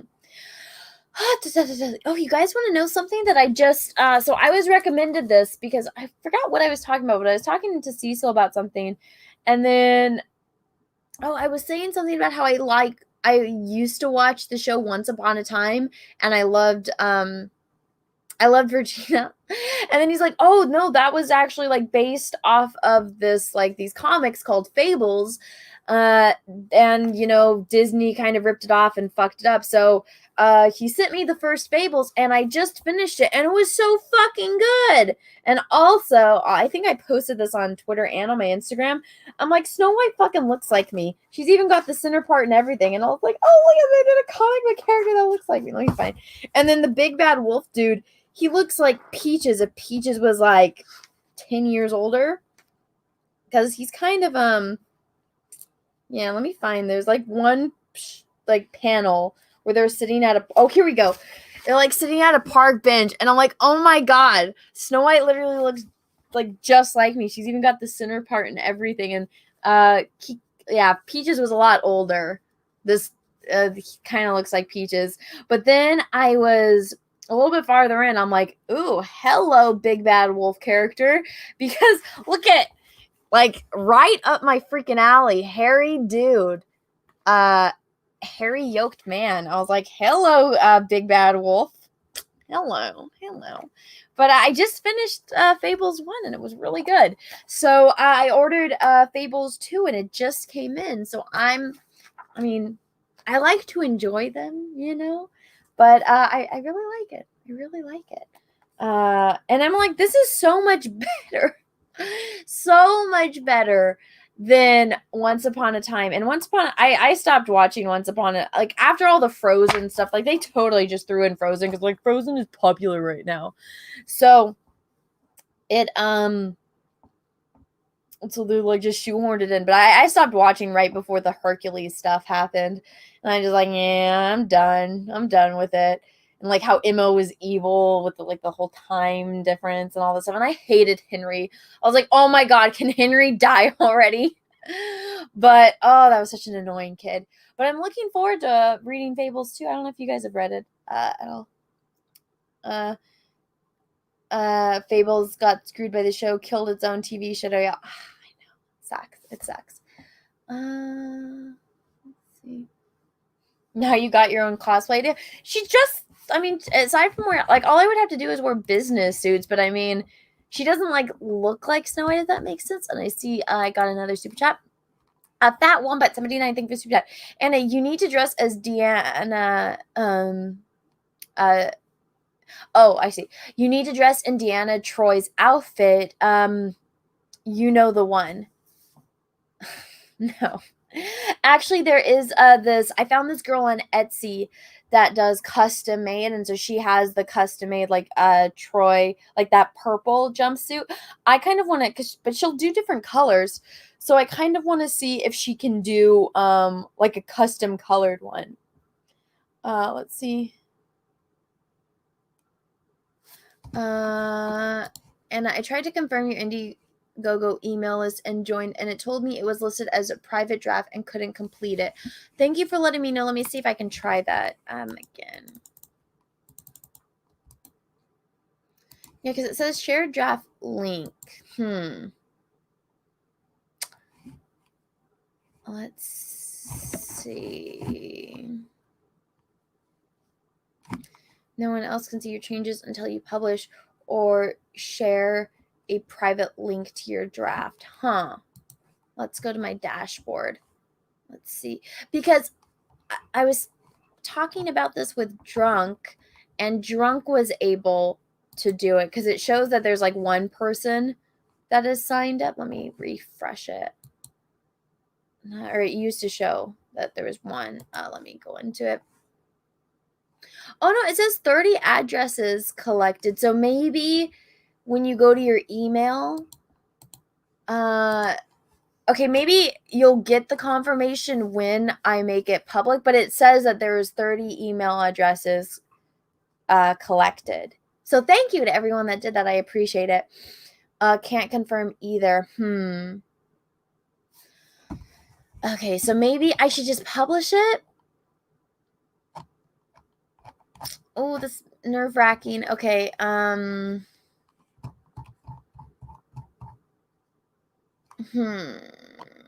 nervous. Okay, so save. I don't know what this means. It says download.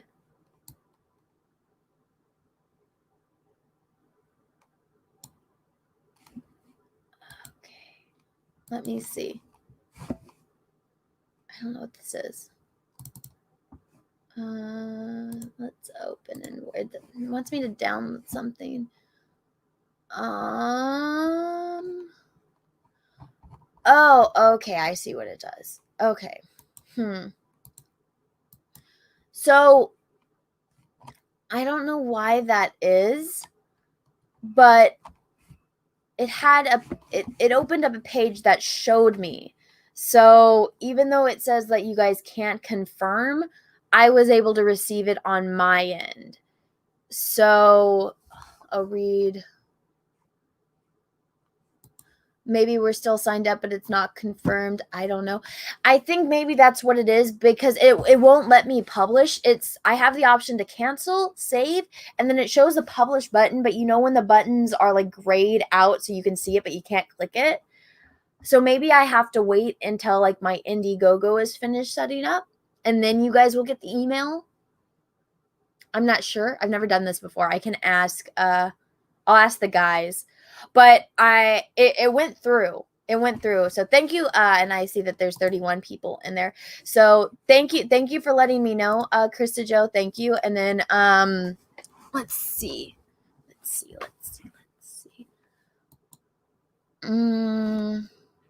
But I mean, it's working. It shows the number has gone up. So I appreciate that, and I appreciate everyone that's signing up for this. I sincerely appreciate it. So thank you. Fat one about 79. Thank you for the super chat. How do you touch your Vulcan ears? Just like that.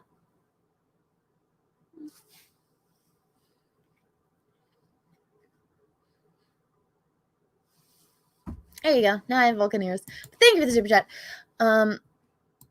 Maybe since you don't have content added to the campaign, it's set in draft mode. That's probably what it is. I have some, but I keep changing it. Post the link again. Okay, let me get it. Preview, share link. Okay. And I'll start adding this to my whatchamacallit thingy, to the descriptions of my videos and stuff. And also, guys, if you do not know, I unlist my live streams and then I re-upload them onto my secondary channel, that's Star Wars Girl Live. So if you're ever missing out or you feel like you missed my stream and you want to see it again, it is on that Star Wars Girl Live. Let's see. OMG, she's a mutant. I know. Don't take them off live. It's okay. It's fine. But thank you to everyone that's signing up. I'm excited. I'm excited to see people are excited about this kind of stuff. So yay. Oh, it's so fucking cold right now. I should have got a blanket when I was inside. I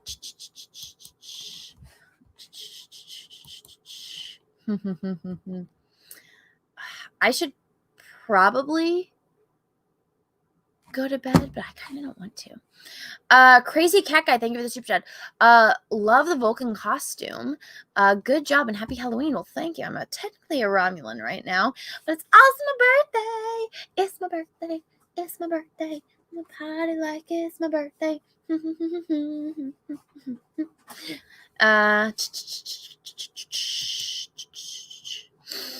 Fat One Bet 79, thank you for the super chat. How do you touch your Vulcanist? I think I read that one, but I see one on screen. Let's see. Oh shoot. David L, did I miss one? David L, thank you for the super chat. You want to read my super chat? I apologize if I missed that. Let me check. That one at 79 thing was who would win a battle between Data and Spock? A physical battle or like a it depends on the battle.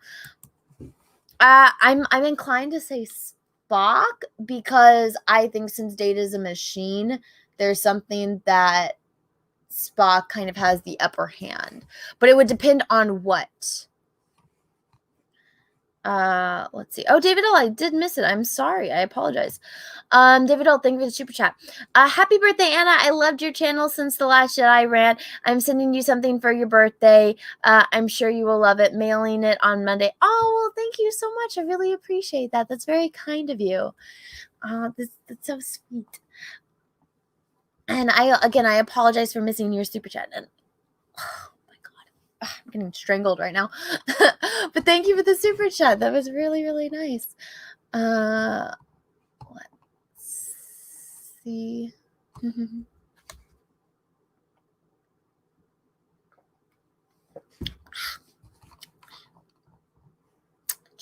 I see another one.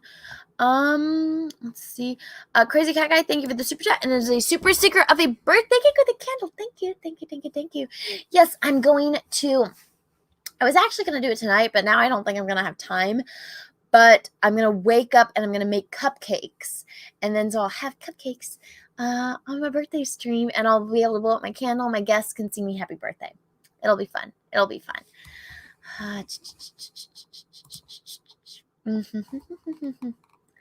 I think it says secret to launch. Oh, it says secret. It says secret tears have secret tears. That's good. I don't know if I'm gonna make a secret tier because I don't really know what to offer in that aspect. Maybe I'll do one where it's like, because one thing that it's gonna have, because I'm only gonna do the art book and then the little sketchbook, but I'm also gonna have sketches available. So if you want like a sketch, and it's gonna be an original character of mine. So it'll be a sketch of one of my characters from the comic that I'm working on. And so you can either have it in line work, black and white, or color. And obviously the pricing will change based on that. And so maybe if it's a secret tier, it'll be like the books and then the sketch, and it'll just be like, I don't know, at a discount, you know. Let's see. But I don't know. I kind of want to do one where I just ask people what they want and take notes. Let me see. And I see this. Got a super chat. Fat Wombat 79. Thank you for the super chat. Vulcan cupcakes. Live long and prosper cupcakes. They're actually going to be strawberry with cream cheese frosting because that's what I like. But thank you for the super chat. Let's see. Happy birthday. Thank you. Do you have any big plans for your birthday? Later off stream with Peach's family, etc. No. Well, so we did my birthday trip before because Peaches had the munchkin that week. So we went to Vegas. And I got to meet Tugs, which was lovely. And we went kayaking to the Hoover Dam. And then we went to the Grand Canyon. So that was like my birthday trip. So that was like me celebrating. And we had to have her home because then it was her mom's week. So we got back yesterday. I was able to do the Jack show with the guys. And then today I'm going to just do like my birthday live stream. And then I'm going to be judging I'm going to be one of the judges for the draw off between John Malin and Dan Frega. And then Peaches had to take the munchkin home, but so he stayed over there because he wouldn't be able to get back here till super late. So he's going to get back, and then I don't know what we're going to do because we can't really do anything, and I think there might just be trick-or-treaters. So just kind of like, it's going to be like a stream day. So I did all like the fun stuff. And then, so I'm actually obviously it's the weekend right now, but so this coming weekend, I'm going to go up because my cousin is getting married. And so I'm going to go up for the wedding. And so that's when I get to see my family and we'll do like the family birthday stuff. So that's kind of what I have planned, but thank you for asking. I appreciate it. Let's see. Gorn. Why is everyone saying Gorn? Oops, you ate Romulan. Yeah, I am. Romulan. Gonna dress up in your tux again for the wedding? No, I'm wearing a dressy. I am wearing a dressy. Everyone gave me so much shit, so I'm wearing a dressy. I just am having a hard time picking what dress, but it really depends on the weather. Let's see. David L, thank you for the super chat. And it says, it's okay. It happens. Oh, thank you. Yeah, I apologize. One of the things with StreamYards is because it's like behind, sometimes it'll jump. So it's like sometimes it's a minute behind. Other times it's only like a few seconds behind, but then it jumps. And then over here, you have to update the super chat list. So I apologize. You need blue lipstick. I think I have some somewhere. I have black lipstick. I think. Let me get it out of the bag. Oh my god, fucking A. Okay, I can't bend down that way. Oh my god. And you know what's worse is like these, they're like little pins, and so these have been stabbing into my neck this whole time. It's not fun. Or Kirk's reflection in the Gorn eye. What are you guys talking about? I don't understand. Have you Mandalorian season 2? I have. We kind of talked about that. Fat Wombat 79, thank you for the super chat. Baby Yoda behind you wants to eat those pumpkins. Really good. Whoa, baby. Whoa, baby. I think I'm going to have a little Christmas tree back here, too, when it's Christmas time. Maybe. But, guys, it is 1:12. It's almost 1:15 in the morning. I think I should probably go to bed since I'm going to have a stream in, like, a few hours. So, is there anything you guys want me to talk about before I go attempt to sleep? Anything you guys want me to talk about before I attempt to go sleepies? Let's see. The TNG cast always said in the interviews that those costumes were very uncomfortable. Interesting. ND Tiger, thank you for the super chat. Happy birthday, Anna. I'm sorry to see that the framers effed up. Great costume. Live long and prosper. Be financially successful. Oh, well, thank you. I hope for all of that. I hope to live long and prosper and to be financially successful. So thank you. And yeah, the framers fucking pisses me off, man. But I'll get it fixed. Hopefully. David, thank you for the super chat. Love your art channel. Aw, thank you. I've been seeing everyone that comments on it, and it makes me happy. So thank you. Really appreciate it. Mortal V, talk about cash grab. Cecil never shills. I know. Cecil is the laziest hoe in the world. It's like, Cecil, you have this campaign. You want to make money, right, you lazy hoe? But, I mean, what do you expect? It's Cecil. He's a lazy fucking hoe. Let's see. Oh my god. Fat Woman, thank you for the chat. Infinite diversity on infinite combinations. Thank you for the super chat. And yes, I will share pictures of the cupcakes. I will. I'll have them with me on air, so that way I can you guys will see, my co-hosts get to sing me happy birthday, and then I blow out my candles, so it'll be fun. It'll be nice and fun. Oh my goodness, I'm so cold. It's getting to that time where it's just cold. Happy Halloween, though, everyone. This is Halloween. Hi. I really don't like The Nightmare Before Christmas, but I love that song. It's super catchy. Let's see. Coran Horn, thank you for the super chat. Happy birthday, Anna. You rock. Oh, thank you. I sincerely appreciate that. And now I think you guys are starting to send me super chats, so I won't end the stream, but I appreciate it. Thank you so much, everyone. Let's see. Oh my god. Remember when Anna figured out Dick's Insider? Yeah. Wait. Is there another one that means something that I'm just not picking up? Let's see. How about an Anna in a Doomcock outfit for Halloween? Oh gosh, there's too many buttons on that thing. All right, guys. I think I'm gonna go to bed. At least I'm gonna try to go back because I fucked up and I started drinking caffeine. But thank you so much, everyone, for being here. Thank you so much for watching. Oh, I can talk about this real fast before I end it. Did you see? Did you check that one website classing everyone who didn't like woke media as far-right political influencers? Everything has to be political, of course. A creator called is it Dafan did a video on it. Yeah, so I got labeled as right and anti-SJW, and I went off on the guy on Twitter, and I was like, I talk about movies and, TV shows, and I do art videos. I try not to talk about, American politics, especially. If there's politics that have to do with the universe, like the Empire versus the Rebellion, yeah, I'll talk about it. Yes, I will talk about Starfleet and, dealing with Romulans, Klingons, Cardassians, Ferengi, Bajoran, Beta Z, Andorians. I'll talk about the politics within the show, but I just went off and I kept tweeting, and I tweeted at the person that created it so much that they removed me from it.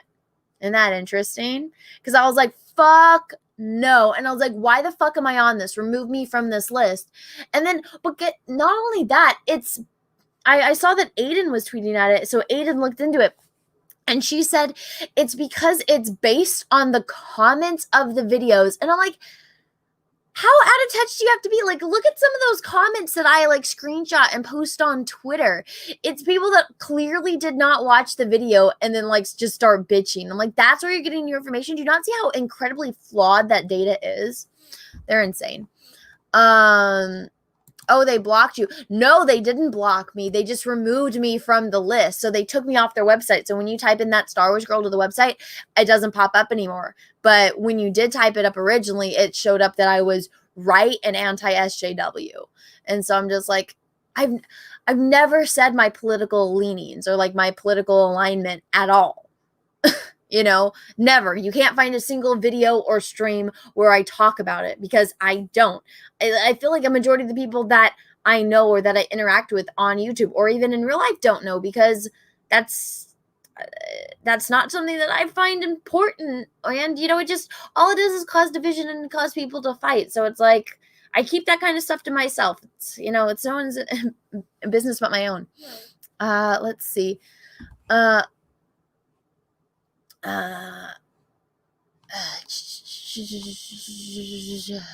I think I saw another super chat. I could be wrong. Fat Wombat 79, thank you for super chat. We don't want you to leave. I know, but I gotta go to bed. I gotta go to bed because I'm gonna do a stream in the morning. Let's see.